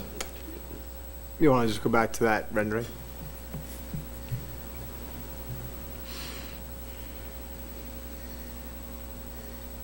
So it's in the entrance there, yeah. Yep, so when you get through the gates, before you go either to the bleacher area or down to the It's right track, there. it's kind of a focal point. And I mean, it's a good point. It's a good place for the monument to be, because right now it's something that's not really. I don't know how often people look at it, and it's right. And there, people are going to look at it every time they enter. Either that or in the center of zone one, because you gotta think that's where the flagpole's going to, so if you're in the bleachers, you're gonna be looking Kind of back over his shoulder. See the versus flag, right? a center point in that zone one. I'm just thinking, right now with the flagpole, we're sitting there for national anthem, both crowds can look to an angle where it is. Whereas if it's where the ticket booth or the entrance is, if I'm in the bleachers there, I'm looking at my partner or the person next to me. Back of the head. By centering it more in that zone one area, and it becomes a focal point when you come in, that's where maybe you put a couple benches for people to sit around if they want or whatever. Agree, Michael, that's a good idea, Yeah. yeah. Yeah, and then the plaque could go there as well. Plaque there as well. Right next to us. Yeah. Take a look at it. Yeah, you're getting off the bus, it's right there. I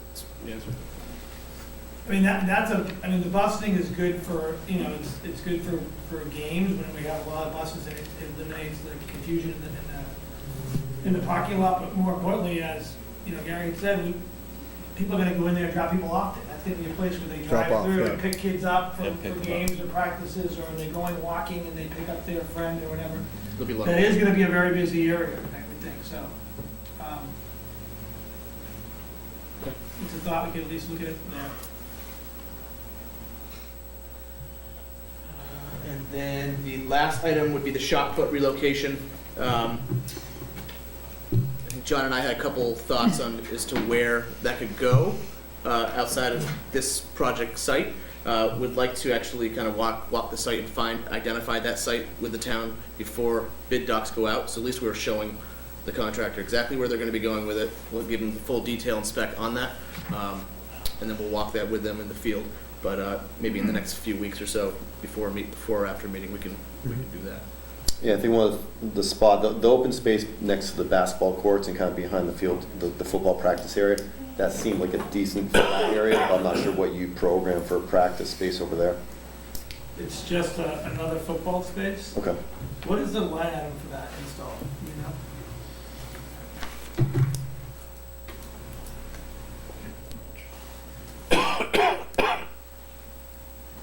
Here, I'll give it to you in a second.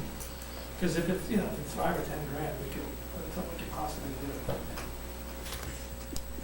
I'll just touch on the softball batting top. Yeah, and also softball batting cage. I'm assuming as part of the demo, the town would be taking down that existing batting cage. Is that something you guys want to put back up at a later date, once the project is kind of coming to a close? Probably do that. We have a space kind of earmarked for it next to, right behind the softball backstop. That area now. Okay. But if you want, we can pull that out of our documents so that. Yeah, no, we can take care of that. Okay. Keep it simple. Are we okay with pulling the shot put thing out? Yeah, see what it is. We can take a look at it. Yeah, I mean, roughly, I just looked at the install of the concrete pad, the curbing, the stone dust, it's around $20,000. And that doesn't assume some of the excavation you have to do to get to subgrade to build it back up. Well, plus, if we're gonna repurpose that field and move some of the topsoil there, you're gonna have an issue of adjusting it again and when that's gonna be operational. So you may need to have the shot put someplace else temporarily, on one of the back fields or something until you're ready to move it over there. So I guess for Dave and John and Mike, do we take it out now and just do that on our own? Say 20,000. I think so, yeah. Basically, They said they'd do it. Mike's gonna do it. Awesome. For 20 grand, absolutely. Okay. Access oil, we'll talk about that. We might have to remind him he's not getting the 20 grand. Yeah, I don't think that registers. as we talked about, I think the last meeting or two, now we're going with synthetic turf. We're generating a decent amount of excess topsoil, about 6,000 yards of material, based on the fact that we have about 18 inches to 14 inches of topsoil within the existing field and around the outside edges. Within our project site, we don't have enough space to lose that material. Based on this map up here, which shows about the size of 3 fields, the amount of material we have is about a 9-inch lift of material over 3 athletic fields. So it's a decent amount of material. Keeping it on site from a cost perspective and for the ability to not have to test the material, send off site is probably the best option for the town. I guess the question is where the best place is to lose the material. What is our ability to lose the material on a field or fields based on the usage you're going to need on those fields, and then just discussing a little bit about what those costs are. Just figure out the best way to keep that material on site, which is going to be the most cost-effective way to deal with that soil. And when would the soil be moved? So one of the first things they're going to do once they start the demo, they're going to pulverize the track, strip that material, stockpile it for the time being before they get the site to subgrade, and then bring that stuff back. The next operation will be to strip that soil, stockpile it, screen what they need for reuse, and then we'll have that excess material. Part of the question is where we're going to put it as well, depending on the management. They have the ability to stockpile within the inside of the track, but at some point that's going to have to move somewhere else, whether it be on another field or directly placed wherever it's going. Because they're going to need that space, obviously, to build the field. How much, if you would divide what we're stripping on those 3 fields, how thick of a overlay are we talking? Generally 9 inches for those 3 fields is what we looked What at. that means is, right now, those 3 fields are irrigated. It would mean having to redo all the irrigation. New heads, right? New heads. Yeah, everything would have to be raised. it would probably mean new irrigation, because the irrigation would probably be destroyed in the disbursement of the material. Yeah, and with adding 9 inches, the heads won't be. Yeah, the heads won't reach, but in getting the material over there and getting it spread with the equipment, it would probably pretty much toast up the irrigation that's there. Okay. And then you'd be talking, so now if we were to do that, and I'm not saying yes or no, I'm just thinking out loud, pros and cons. If we were to do that all at once, you're losing those 3 fields for for 2 growing years. seasons. Right, that's what I was going with the time. And we talked a little bit about the baseball and softball field. The issue there is with the amount of material we need. You would put 9 inches of topsoil in the outfields, and you'd have a 9 transition down to the infield. So then you're really rebuilding those fields. So that's why we looked and said these 3 fields probably have the best ability to lose that material. I mean, my thought is if we don't want to get into, if we want to keep the material, if it's in our best interest to keep everything on site, is we stockpile it. So soccer field 2, as you're looking, the one that's closest to Pond Street, the one on the farthest right, was overseeded last fall and will be overseeded again this spring. So that field is in good condition. An option would be to haul everything to soccer field 1, make a large stockpile there, distribute it, whether we do it sooner or later. The practice football field could use a top dressing, I'm talking an inch or 2, so we're not having to redo our irrigation, kind of dress that. We could also do that on our baseball fields, kind of knock down, our pile, chip away at it, and then at some point, we have to make a decision, what do we do with the excess at that point? How much, can you put an inch or 2 down without, Yeah. just to spread that out? Okay. Yeah.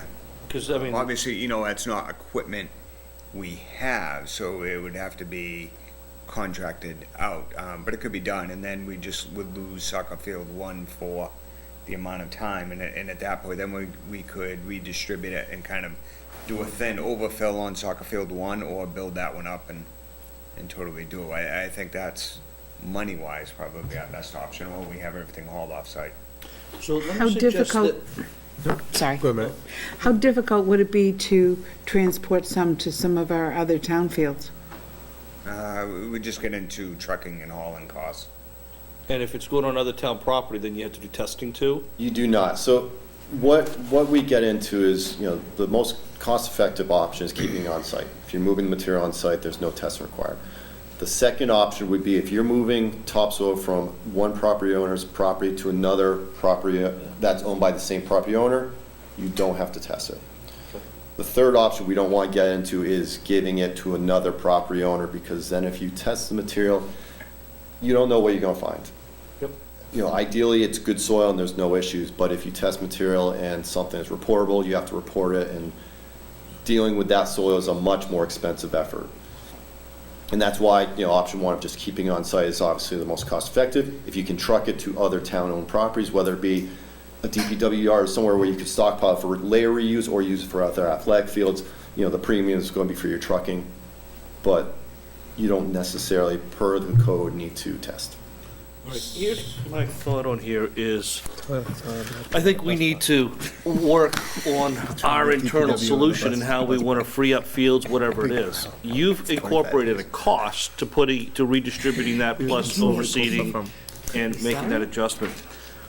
My suggestion is, why don't we take that dollar allocation that's built in there and put it into, in essence, our kind of alternate section, so that we have it in the budget, but it allows us to figure out how we phase that in, and we'll just have to have it stockpiled on site in 1 or 2 stockpiles and figure out how to tap into that money to distribute that over time, and it wouldn't be part of the contract, but it's part of the project cost. That makes sense? Yeah, and if it comes down to that we can't do ultimately what we want to, we're not gonna be handcuffed, where we have options to stockpile. Even if we're left with an overburden on soccer field 1 at the end and we've done everything we need to, we have places where it's a short haul from there. Actually, the old discharge field, there's an open area off of that from the old treatment plant. That's an open area. It could just be piled there for future usage. The 6,000 yards isn't that large a pile, in spite of it being stockpiled up appropriately. It wouldn't be that high. We won't be 30 in a by a bad couple of hundred, you know. it's not- situation yeah, where it's- we're overburdened. All right. Is it legal to sell it or give it away to residents if they wanted to come fill their truck? Like a weekend kind of thing? You can't, Test it. they do have to test it? And if I can just jump in real quick, I just want to say, if there is excess, we could stock whatever excess at the DPW yard, possible use in the central cemetery expansion. That's true, too. Yeah, all town That- land. So that's we some- have uses in town, so why don't we do this? Dave and John will get back to you, and we'll identify 2 or 3 areas on site where we want it stockpiled, you know, because they'll need to stockpile it. Yep. And then from there, put that money into, you know, below what the contractor's gonna do, but we keep that budget in here and figure out how we phase this in. And, you know, even as Dave was saying, what you don't have in your plan is, you may want to put an inch or 2 on all the baseball fields and the soccer fields, just because there's some movement that's out there that straightens that out, without dealing your infield issue that you have, and that could take care of one of the piles. So, but, you know, as John says, we have places in town we can use it. We're gonna have some stockpile stuff left over too from the elementary school that we're gonna be pulling off-site as well. Does that help you with the contractual stuff? It does. Okay. Yep. Again, don't adjust the budget for overall, but It's just just- reallocate that, Yeah. that the contractor's not responsible for Yep, yeah, so. spreading it. So and that everything. excess topsoil, which is number 11 for about $67,000, that number might actually increase because some of the stuff that they're doing before they stockpile or by screening. I'll look to see what we need to do for the track facility, and then base that stockpile of material, put in a stockpile, and then we can kind of have a menu for what you could do to it if it's part of a project. Does that make sense, everybody?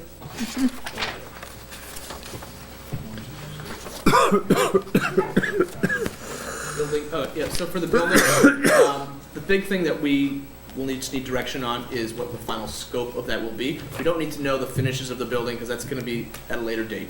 What we do need to know is the concessions portion gonna be a part of that? Do we need to have that portion of the foundation built and in place and in our drawings? Is it 3 and 3 bathrooms, is it 2 and 2? Really just that overall size of the building. Yeah, I think based on how the estimate's been broken out, we have the foundation work, that's a piece, Yep. and then the cost for the building to be put in after the fact at a later date, what have you. If everyone still agrees that it makes sense to put the foundation and just understand what that footprint is, because if we put that footprint in, we're married to that building going on top of whatever gets installed. So one of our concerns is we don't have enough money to build the building today. So we're gonna be buying a building in the future, or building a building in the future, and that design could change over time. So if we're putting in a foundation, as you said, we're locked into it. I think what we talked about was more or less running the utilities there, putting those underground. But now if we're using a tight tank, we're not really running too much infrastructure. That, I'm just suggesting we don't wanna put in the foundation at this point, because we could always add that later when we pick and choose what the building is, should we ever be able to afford a building. David, John, I mean, you guys would have more input on this than anybody else. Agree with you.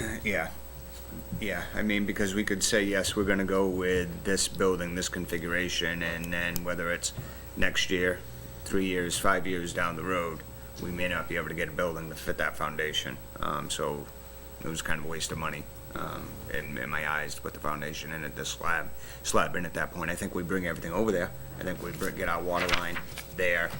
I think we get our electrical there, and I think we get our tight tank in somewhere, roughen that, but probably not pour the pad at this point.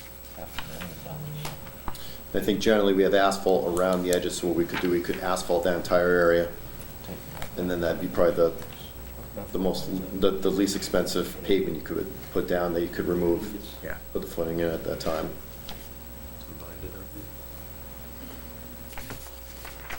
Yeah, I think that's the way to go. You know, I wouldn't say we do that if we knew in 1 year, we were gonna be doing this, but the reality is we don't. So, I think that's our best option. I agree, but I just like to see everything, make sure everything's in place, which is what you just said. Make sure that the electrical's there, make sure the water line's there, make sure all the underground stuff is there. The only thing we wanna have to, cut, obviously, is, we'll cut the binder out and then proceed from there, but we don't have to get into any trenching or going back to the existing building by any means. Yeah, so we could narrow that scope as tight as possible to come back in and do, in essence, a rehab, a retrofit. That the pipes are there and everything. I mean, if we included the scope, we could always take it out. So say we included it, even the building with it, you could always remove the scope itself.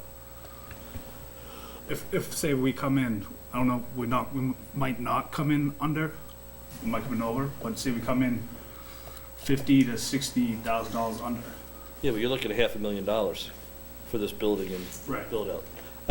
I mean, unless you think there's a chance we can come in at $500,000.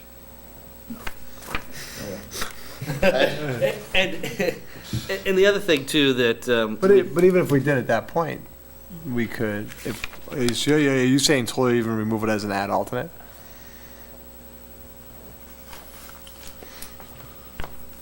I thought you were just talking about just taking out the foundation itself and moving that over to the ad alternate side. Move the foundation over to the ad alt side. I definitely move the foundation over to the ad alternate side. I would definitely do that. Yeah, And but then the still- building we still were gonna leaving this- install on our own in the Right, future. but just leave it here as an ad alt. Because if we leave it as an ad alternate, then, Yeah. Yeah, so then if for some reason the bid came in crazy low and it was doable, we could consider it. Sure. So it's an ad alternate. Yep. Maybe we don't do it. but- no, that's fair. Because there's no obligation to do it if Right. it's an ad alt. Yeah, just as long as the way the alternates are in order. Yep. Yeah, which is just that's a meeting in itself to just figure out you know, Right. what those alternates are and how we order them, knowing that you have to accept them in order. Yep. Yeah, that's public good stuff. Unless you know about that, the You better. don't want to know, yeah. Just want to talk about it. Unfortunately, we've been trying to. You can make that move, motion if you want. All right, so let's just do that as a Are we ad almost alt. done? Okay, we can adjust that as necessary. It is. Budget. So from a design standpoint, those are the major design items we have. I think the next and last piece was the conversation on the updated cost opinions, I think, from our last meeting. And I had previously handed out a number of copies of the itemized one. I know this is the spreadsheet that you and I were looking at the other day, Mike.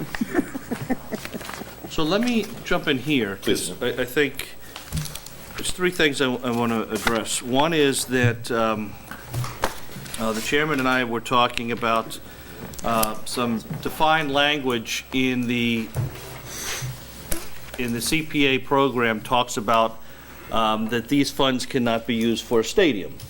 And I think when the legislation was passed, Brockton was looking to build a new baseball stadium, and, you know, there was a bunch of stuff like that. So they put in there that we can't use CP funds for a stadium. I have talked to town council on this and described the project that we're looking to do, and he's going to look into it more and get back to me tomorrow. But he feels that with other towns they work through that, you know, this project as defined right now clearly doesn't meet the definition of a stadium. But we need to have this discussion, as Bob has brought to my attention. And I think some of the key components to this is that we have a field, we have a track, we have lighting. That's really the core of this, plus the drop-off piece. Nothing that I've just said is a stadium. What makes it even less of a stadium is that we don't have a permanent concession stand. We don't have a permanent restroom facility. We don't have permanent stands.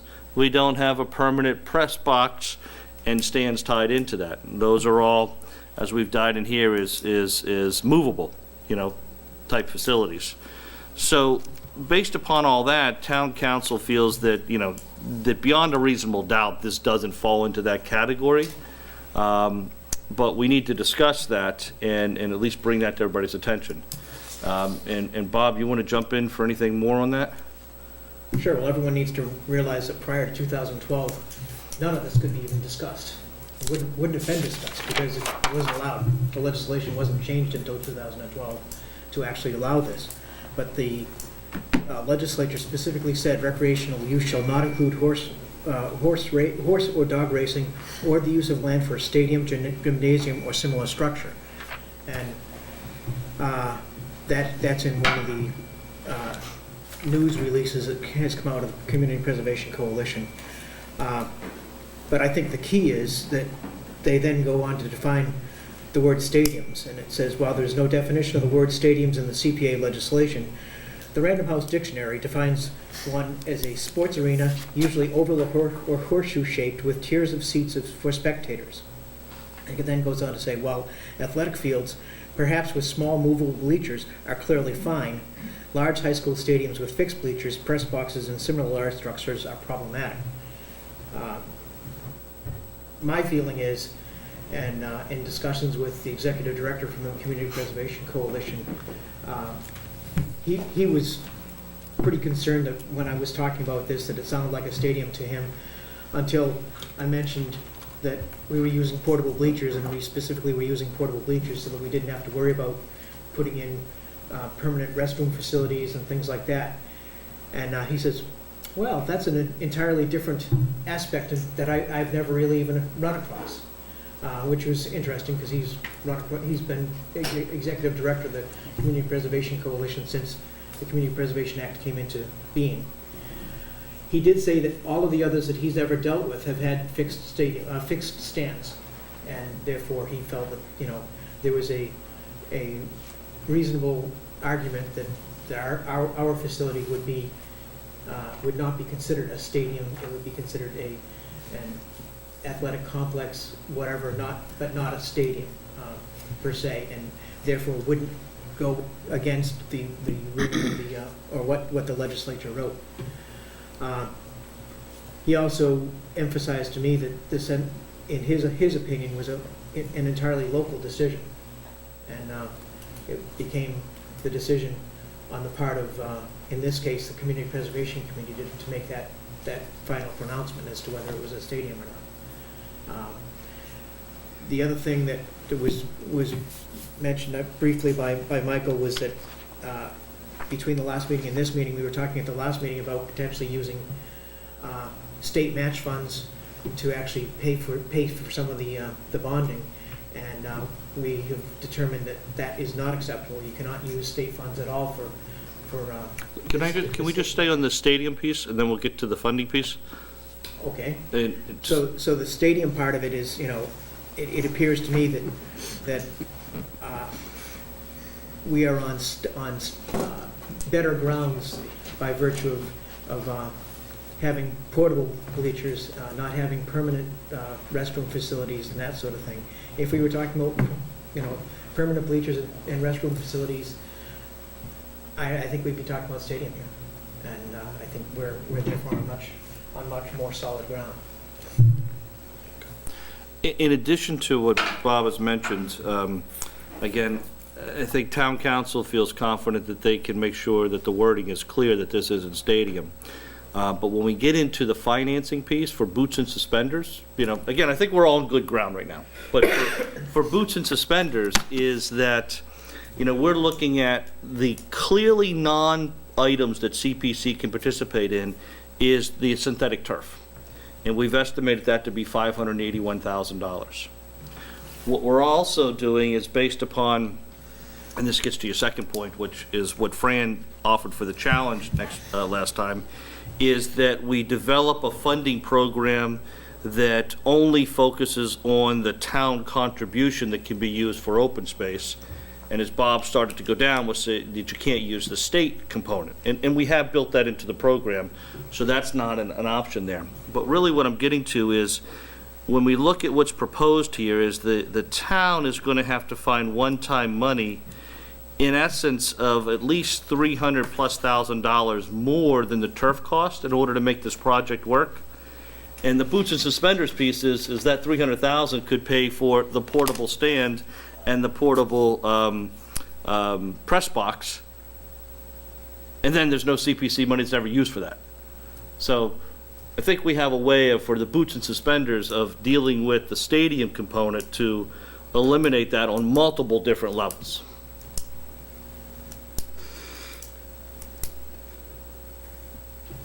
Well, I see that there are ways of handling it. I think it's my feeling right now is it's cleaner to read the definition that I just read you than it is to say, okay, well, we'll take out the press box and we'll take out this and we'll take out that. Because to me, that's, is it just a stadium in different clothing? Yeah, I completely agree with you, Bob. I just want to give you another option. And I'm all for that we stick with your option, that the definition in Webster's and so forth, that, in your conversations with the director, provided the CPC agrees with that, your analysis, that this is not a stadium, and we're done with that discussion piece, once that happens. Let me, Can I ask a question? no. Sorry, go ahead.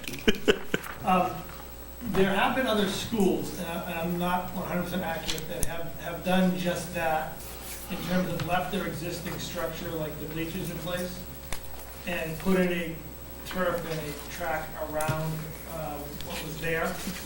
So, in essence, we would just leave our bleachers and our press box if it was in good shape, and we put our track and turf in. And I think other towns have used CPC money to do that. So is that that particular group's decision to do it, and they interpret it differently, or is it their violation of, what's the difference? Well, I guess to me, it would depend on whether they're actually using CPA funds or not. If they're using CPA funds, to me, it seems like they're getting into a real gray area.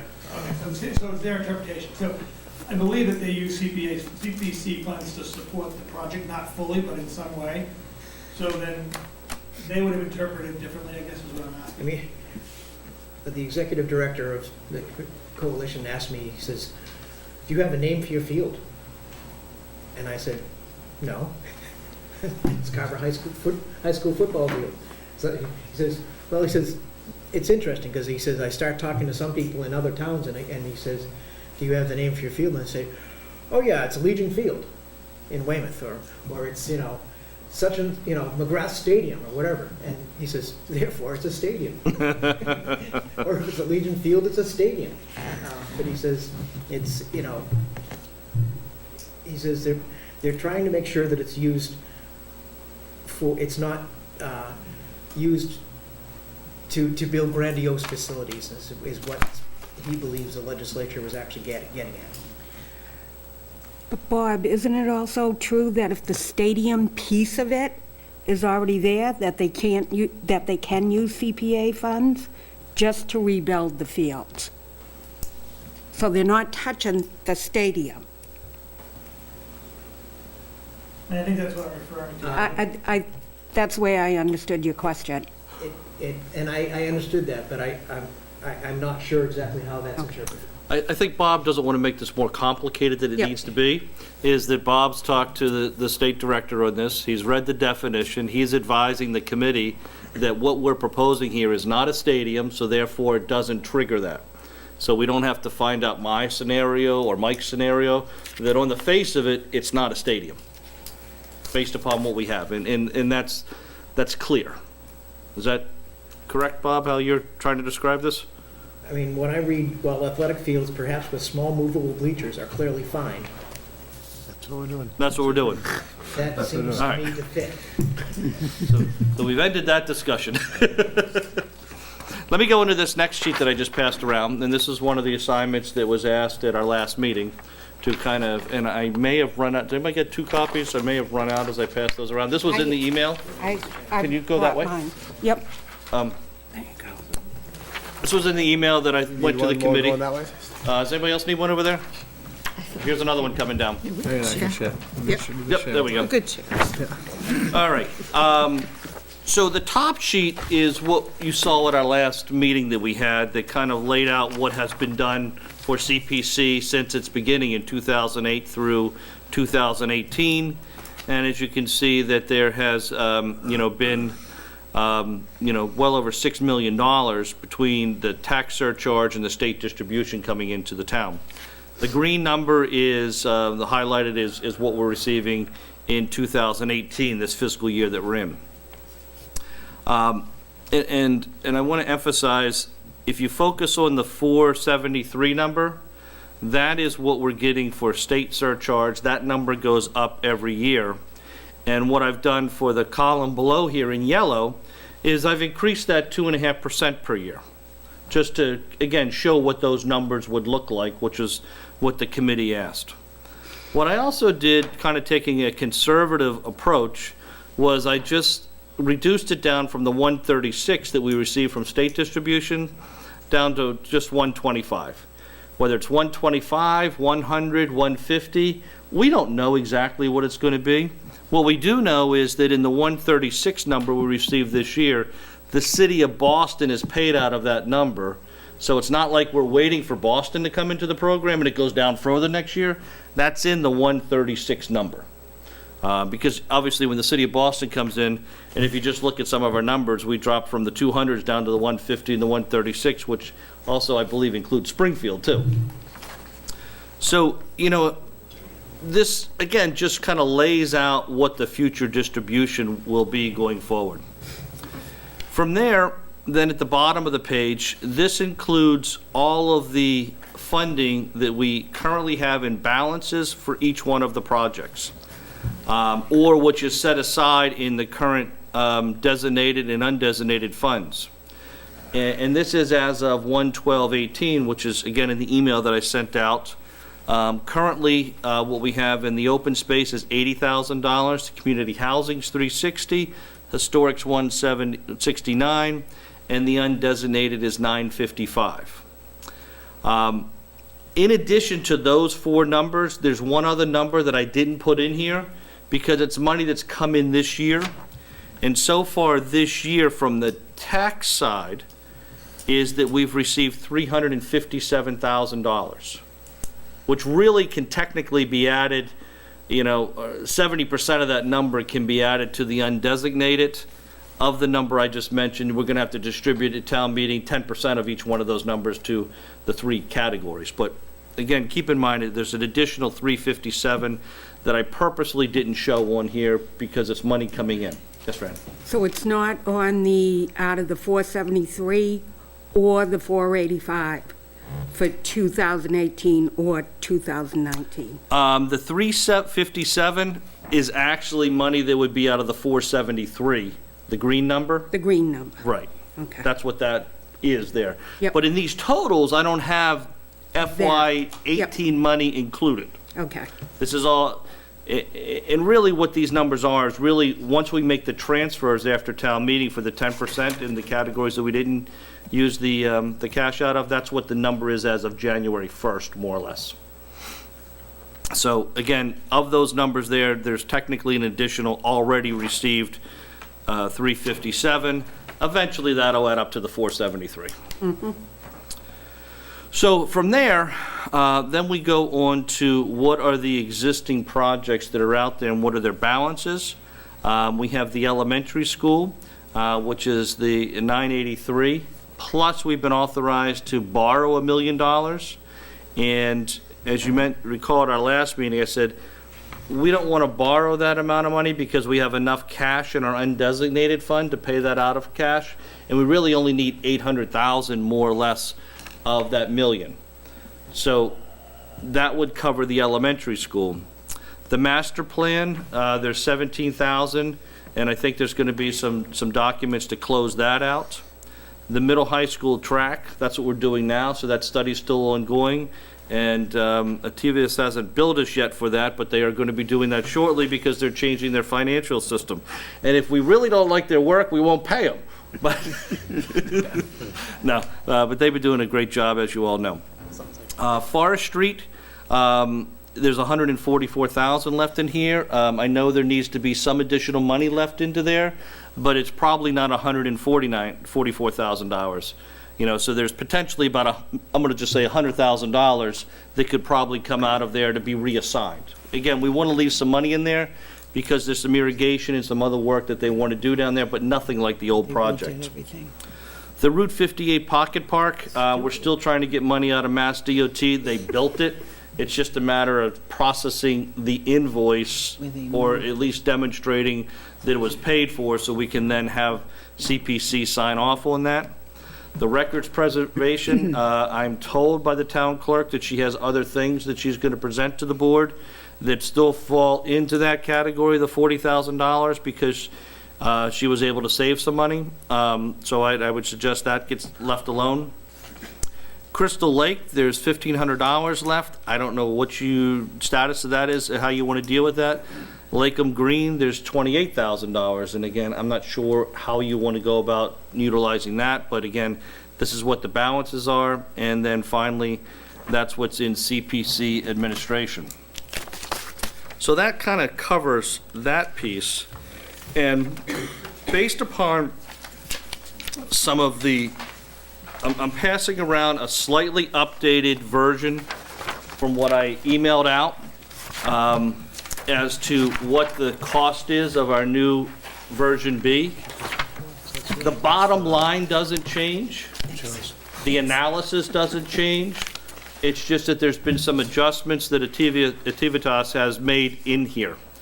And those are really the red numbers. I kind of made it simple so we can pull those out there. So from what I emailed you, which was the first column, to some of the adjustments they've made after meeting with the permitting agencies. There was a slight deduction of $2,000 in the sports lighting and equipment piece. And then there was about a $41,000 reduction in utility improvements because we found out we could do the tight tank if we wanted to go into the buildings versus doing a full septic component. Which then, if you add up all those items, comes to $2.9 million.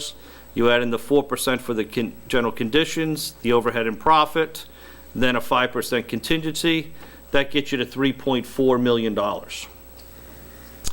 Then in this category below here, these are kind of things that would be bought outside of the contractor to save us money. And as we talked tonight about moving some of the other field pieces with all the 6,000 yards of dirt material, that would fall into this category. But the first item you see is the Musco lighting equipment. And there was some analysis that I know Dave and John worked on and reviewed, and we got some analysis back from the LED versus the other lighting. And the short analysis there is that the LED has a 25-year warranty versus the 10-year warranty of the other lights that were a little cheaper. But the overall maintenance cost and the energy cost were significant, that spending the differential to go to LED is much better because they'll last. And we don't have to get a crane in there and go up there and adjust the lights. That the analysis was pretty clear that we should spend the additional money for the lights, which is why that went from $276 to $335. And then finally, the other item here in the red is the landscape improvements allowances. And what wasn't included in the proposal, in the initial analysis, is as we move this dirt around the different fields, and Dave brought it up tonight, and we put 9 inches of dirt on the thing, we'd have to come back and redo the irrigation. So what I did is I just had them put in the $111,000. That may be the right number, maybe the wrong number, we don't know. But it just as an allowance for the landscape improvements, which is what that category was, which really focuses around irrigation and getting all those fields up and running, because as we now know, the fields died a few years ago during that drought. So if we're going to build new fields and we're going to put all the grass in there, we have to make sure that they're irrigated. So you're looking at a grand total of $4.42 million for the project in those additional items. Now, out of that, the numbers are the same from the standpoint of what can be paid for by, or what is not eligible, non-CPC, for synthetic turf, and that's $581,000. So of the 4.1, we know that CPC can't pay for 581. So we know we can't do that. Which then leaves a balance of what CPC could pay if it had all the money. They could pay $3.561 million. And those two numbers, with the blue and the gold, add up to the 4.2. So that's kind of what the two different buckets of money are. So from there, in our last meeting, Fran challenged us to go back and say, okay, going back to what we're going to receive in tax dollars, tax surcharge for CPC, and given you can use 80%, a maximum of 80% of that for open space, if that's all we want to contribute, then figure out what that would be. Which ties into where Bob was going to talk about before, that we can't even use the state match to fund the bond, because it's all one to come, it's all one future money. So where that comes into play is that $350,000 is what's being proposed here, kind of in the second recommendation, that no more than $350,000 annually is used to finance a bond of $2.925 million. And again, that 350 falls into this category of what we're going to get in the green for 2018. In addition, what's being recommended, and this was recommended at the last meeting, is that we find an additional $300,000 from surplus CPC funds to add into the project of the 2.9, so that then the CPC contribution is a total of $3.225 million. And again, that's the bond plus $300,000 of surplus.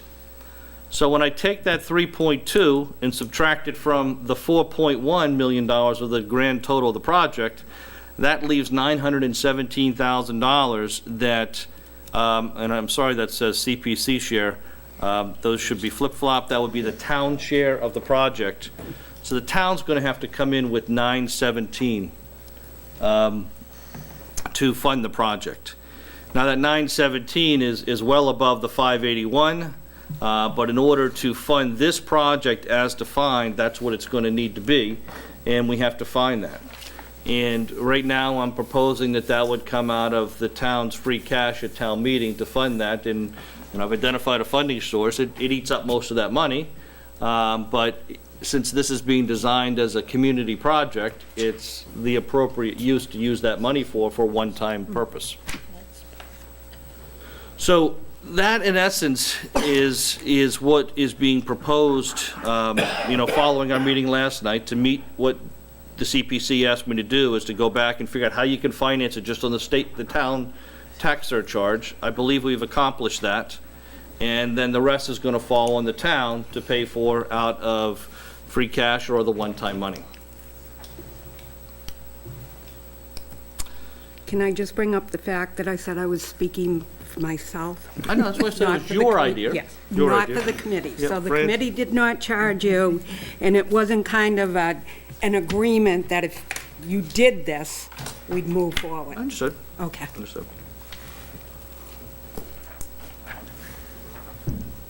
So I'm here to answer any questions that you may have. Michael, we're talking about this as a fixed 10-year bond? That would be correct. The fixed 10-year bonds, at the end of 10 years, there'll be no more payments.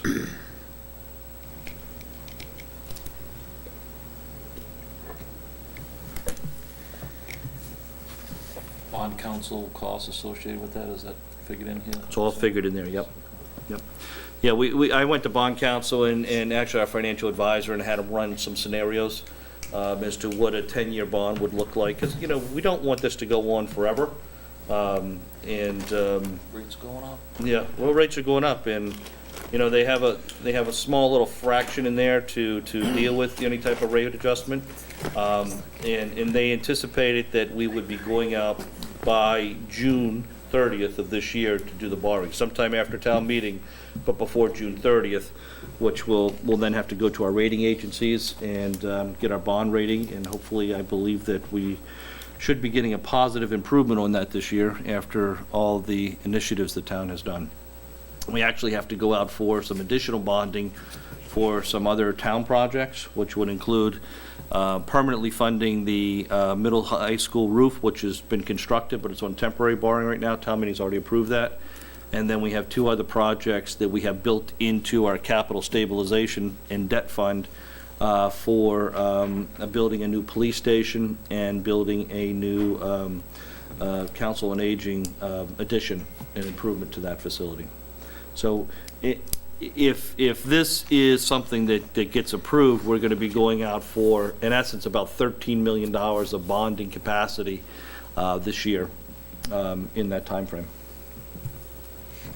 Gets us a better tranche and better action. Amortizes that bond, the bond council's cost and all that stuff over the whole thing. So if I understand the way you explain these numbers to us, the 983 for the elementary school fields would actually come out of undesignated, correct? So, how does that work? Sure. So when this was approved at town meeting, I'm just going to pull this out just because I know, Fran, you like to go through these. I like the numbers. I like the numbers, so I've got it here for you. I've learned. And it's all good. It's all good. So when this went to town meeting, at the time, CPC approved, recommended at town meeting, and town meeting approved, $1.983 million to do for the elementary school. Of that number, $1 million was to be bonded, and we already had the 983 in cash at the time. That's why this has been moved from, prior to that, it was in undesignated funds. It's been moved into a project piece. Now, we're really looking, instead of, because the project costs for the elementary school have come down through the hard work of the committee and a whole bunch of things we've done, is that we really only need $800,000 more. It's 800,000 and change, call it 800. So my recommendation is that the town eliminates that bonding authorization. Yep. And we say at town meeting, we want to take that $800,000 and change, move that out of the existing undesignated, the 955. And don't forget, I also mentioned we have 357, I don't have one on the sheet. Yep. And we pay for that bond authorization in cash. In essence, what it is town meeting gave us a credit card of $1 million, and we're saying we're going to give you that credit limit back and move it to zero because we got cash in hand to do this. Yep. Okay, so that is going to come out of undesignated, plus we've got 357, which isn't on the sheet yet, and that would also fund that 300,000. So you have a couple scenarios as to how you fund the $300,000. What you just said is the easiest. Yep. Because you got 357, take 300 out of it. I know. What I'm just going to recommend is you have 80 in open space, use the 80. You can redesignate 100 of the 144 for forest. Now you're at 180. So then take 120 out of the undesignated, which you can still more or less take out of the existing piece of the 955 without even touching the 357, or maybe you need another 10,000 out of that, whatever the numbers come out to, and you take 120 out of the undesignated plus the 357. So we'll probably be left with about 75,000. When you pull all the numbers together and you pay for the elementary school and you fund the 300,000, and you know, we're going to be left with maybe 100,000 in the undesignated fund, nothing in open space. So we'll have 360 in community housing, which has been built up just by the 10%. And we'll have 169 in historic, which has been built up just by the 10%. And everything else will go to open space. Let me just, open space, community housing, historic, let's keep what you said is correct. Let me just go back through the undesignated piece again. All right, so we've got 955 in there. Yep. Let's say the number is, for argument's sake, 855,000, and I need to pay off the school, the rest of the school. We don't know. It's 800 and change. I do know, I just didn't bring the number with me. But we bonded $1 million. Right, but we're not going to use the bond, we're going to pay it out of cash. Okay. That would leave 100,000 in that undesignated. Now, I said we have 357 today. Yep. By the end of the calendar year, we'll have 473. So I'm going to put 473 down the bottom. I'm going to add that to the 100. That's 573 is what you're going to have in undesignated. Out of that undesignated, you would need 120,000 of that to complete the 300,000. which would leave you with 450,000 left in undesignated. Do my numbers add up to everybody correctly? Brad, the business manager over there says they added up correctly. So you're correct, there would be 0 in open space. There'd be 360 in community housing plus the 10%, 169 in historic plus the 10%, and 450 in undesignated.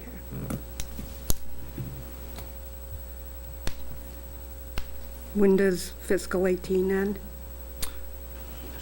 6 more months. Yes, right.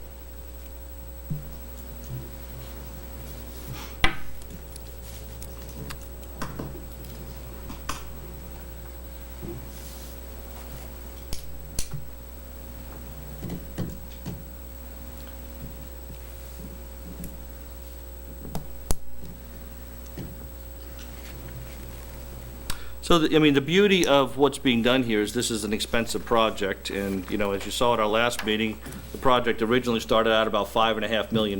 We've gotten it down to $4.1 million. But it's a project that can be built without any operational override, without any debt exclusion, within our current financial plan that we have in the town. If the town agreed to fund 1 million for the elementary school, why do you think that they wouldn't for the high school? To bond, to borrow? Well, the town meeting approved CPC to pay for the 1 million. Okay. And that's what we're doing here, is we're asking town Yep. meeting to I say. know I asked that last time, Okay. too. You can ask it again. That's all right. Well, I'd like some of my committee members to jump in here. It's an awful big net, Oh, absolutely. and it's for 10 years. My fear is that something's gonna come along in the next 10 years, and we're gonna end up regretting that we spent the whole net this year. Have you ever, have you, I just hope that we can kind of regain a little bit, maybe from the state match and. have you ever figured out how much it would cost if we didn't do this? How much it would cost for these fields, for the taxpayers? If we didn't do them, If we didn't do this, yeah. CPC. If you didn't use did CPC, not she means. contribute. then if Without the CPC bond. doesn't contribute, then something has to get done, and it would have to then come out of the capital stabilization fund. And then what happens is the council on aging addition becomes in jeopardy, or the police station becomes in jeopardy. One or the other will have to go for the next 10 years. Absolutely, one would have to go. So these fields are more important than the COA, or what was the other? No, actually, what we're saying is through our financial plan, without asking the taxpayers to contribute any more than they already are, Yeah. we can build the field, the police station, and the COA facility. That can all be done without asking the taxpayers for any more money. Our financial planning allows us to do that. And, you know, at this point, knowing, because we have our capital plan, I deal with all the department heads, I know what's happening, there are no other major projects in the pipeline in the next 10 years, 15 years, or 20 years that's going to come and be anywhere near this dollar amount. I think so. And keep in mind, we still haven't even touched the state distribution, which should be at a minimum of $125,000 a year. So any project you're going to get in the future is really going to be a smaller project. And, you know, we had this conversation a few years ago when we were looking at doing the elementary school, and it was a $1.9 million project. You're like, oh, there's a lot of money, and it is a lot of money. But there's a huge, huge benefit to the town for creating a town complex that can be used. And this is just a bigger scale of that. It's double that. And of that double, I mean, keep in mind too that you agreed to spend 1.9 on that. We're asking you to spend 3.2 on this. So yes, it's a bigger number, but it's not that significantly more compared to what was done before. And this is a community facility, I don't that it's up to everybody to use. I don't understand how the COA and the police are riding on the fact that whether we say yes or no on these fields. Sure, and the reason for that is you said if CPC doesn't fund it, the field has to get done, because the track is failing right now. The track is failing, so the track is at a point that we can no longer use it for I'm competition. not saying this is how I feel. Yep. I'm just doing worst-case scenario. Sure. But why is the COA and police attached to that? Well, the question you asked me is, if CPC doesn't fund this, what happens? My response is, the town has to fix this because it's failing. So the town has to put millions of dollars into this. Where's that $1 million going to come from? The only other choice, unless you're recommending we do a tax override, is to come out of our CPC, out of our capital outlay funds. If it comes out of the capital outlay funds, I have 2 projects that are programmed to go in there that'll be approved this town meeting, if they're approved. I then can no longer fund both of those out of that capital plan. We have to give up one of them.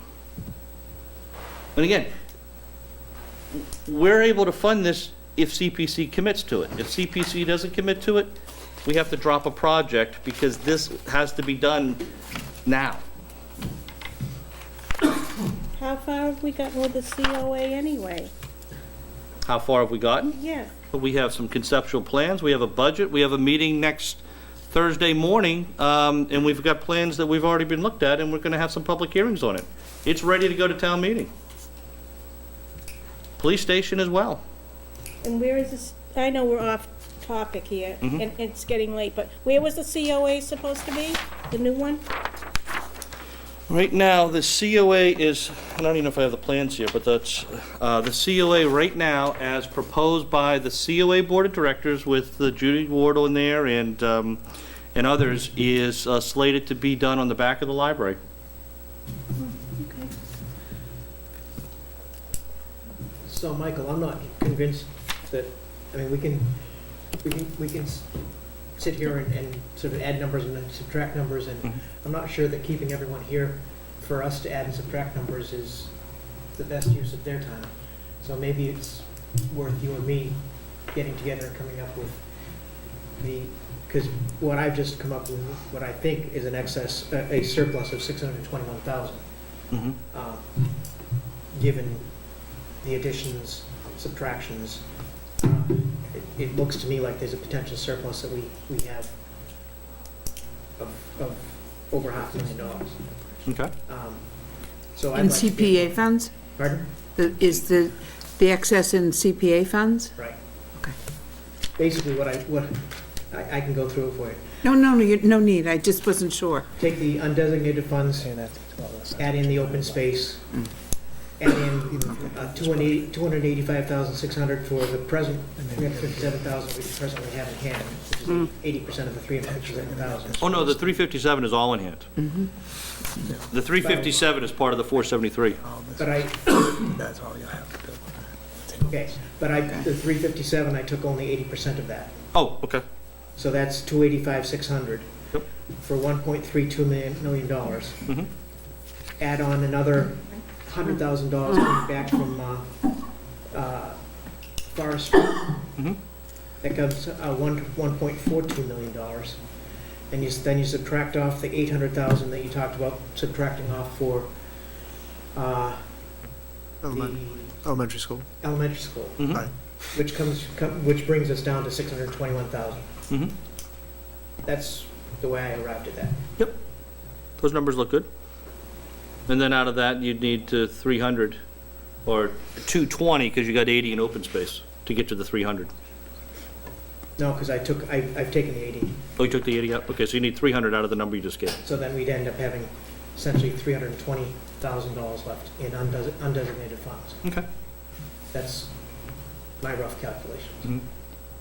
Does that comport with your thinking? Well, I mean, we're off 100,000, but, there's a positive number that's left, and it's not, it's several $100,000. Right. What I'm driving at is I think none of the committee wants to bring us down to zero. Right. I think none of the committee wants to even think about getting too close to zero. Mhm. We want something that's available in case a project comes up. And the other positive thing, even though I don't agree with your percentages from 2019 on for state match, I'm making an assumption that's going to be lower. Okay. If it's even a lower percent, since we're not touching the state match, we still have state match money coming in.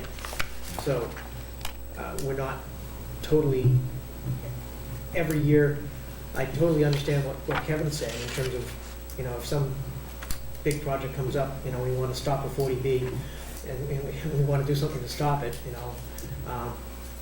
do we have the money to be able to do anything? Do we have the money that we have today? No. But do we have the money, at least some money to do something? We have more than zero, and that's really important.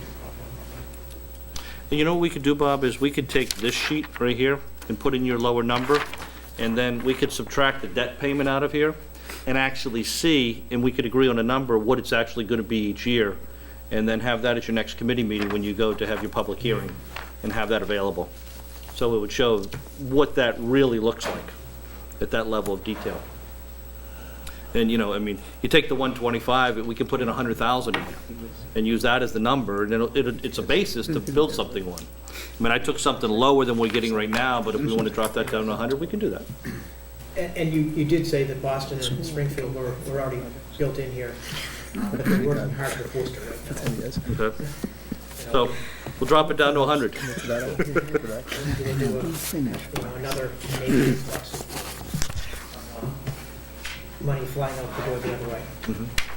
So why don't you and I get together before the next meeting and make some adjustments on this and actually run what, I'll subtract out the 325, the 350 every year, so that we know what that 10-year debt service is going to be, and then you'll know what the balance is based upon these assumptions. You can do that.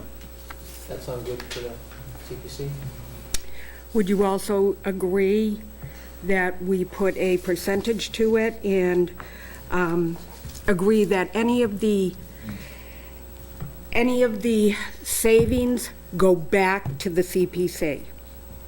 So in other words, you will fund, or the town will fund, the $917,689, no matter what. Well, I mean, you can do whatever you want. Town meeting can do whatever they want. What I would just suggest on that is that how we did it with the school project is when the savings came in, they were equally shared between all the parties that was there. Because we had a big project cost, and then of the project cost, fairly proportionally, everybody got the same savings. So if we saved 18% on the project, everybody's cost was reduced by 18%. But we're funding much more. And I understand, but I go back to when we talked about the artificial turf, and I asked you about the concrete curb and the geotextile, both of which I feel CPC should not be paying for.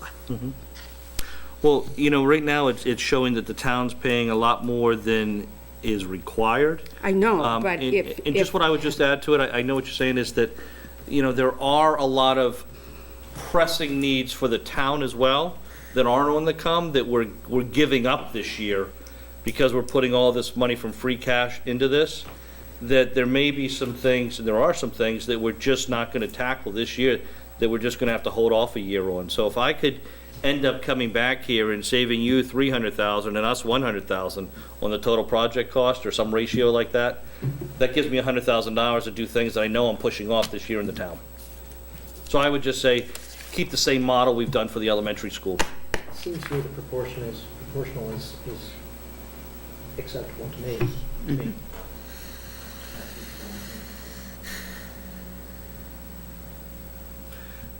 You know, I just want to point this out. If you look at the yellow, those last four columns, if this project is never done, and as Bob said, maybe this is 100,000 versus 125, that's really the numbers that would exist in each one of those categories over those additional 10 years. And the number I'm talking about for debt service is $350,000. So even if you just look at the last column, the undesignated, the 427, if you subtract 350 out of each one of those categories, you know, you're left with 75 going all the way down to 160,000 in that, plus you still have your first three columns. So it kind of, and again, you'll get this exact numbers when Bob and I put this together, but that's what you'd be left with, getting those three columns for open space housing and historic, each at about $60-some thousand a year, plus anywhere from 50 to 160,000 over the time in that last column, or take $25,000 off of that, just to using Bob's thing, that we're only going to get 100, not 125, if Worcester goes into play. Again, just for order of magnitude, what we're looking at that you will have money to do things with. Not another $3 million project, but you know, hundreds of thousands of dollar project would be well within your financial ability over time. That 350, Michael, how'd you back into that again? So the 350 is this number right here. That's my debt service. My annual debt service is 350. So if I just take this column here and, you know, subtract 350 from each one of those, then I'm 75 to 160. And then if I take another 25 off of that, I'm 50 to 135. In addition to those $60,000 to $70,000 for each category a year. So you're looking at 180, you're looking at 200 to, what, 350? Yeah, over the time that you'll be getting every year. That 350 is just the debt service on the debt service on here. The debt service to fund 2.925 million. It's about a 1.2 over the 10 years. We can work this out, Michael, but technically what I want to do is have 10% housing and 10% historic, and I want to take the 10% open space and put it in with 70% undesignated, so that it's actually 80% undesignated, because the 350 is actually taking care of the open space. Yep, we can do that. Bob, I would ask what our next steps are for our committee. I know we have a public hearing. Public hearing coming up next Wednesday at 7.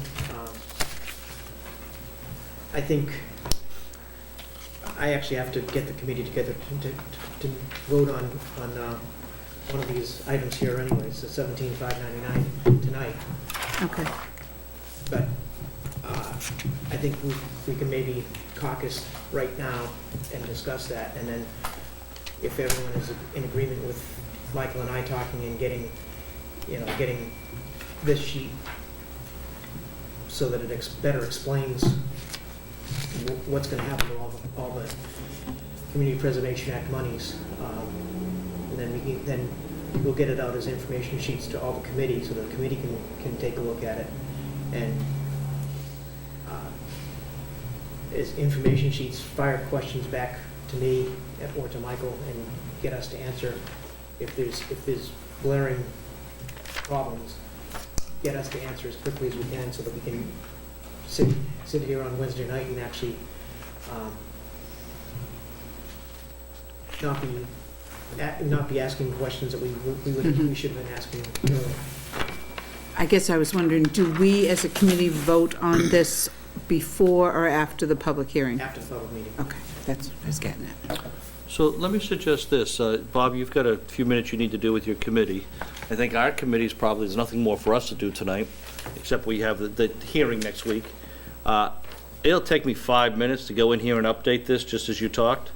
Let me go take a stab at that while you guys meet, and I'll come back with an updated spreadsheet that does the 10, 10, and 80, and then subtract out the 350 and reduce that down to 100, just so you have a number to look at. Actually, I'd rather you start, you take the ROI and change that to 20.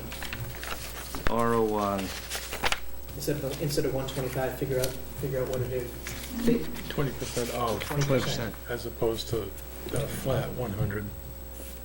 Oh, make that a percentage. 20%. Okay. It's bid 20. Okay. All right, so I'll do a percentage of That's my the absolute 485.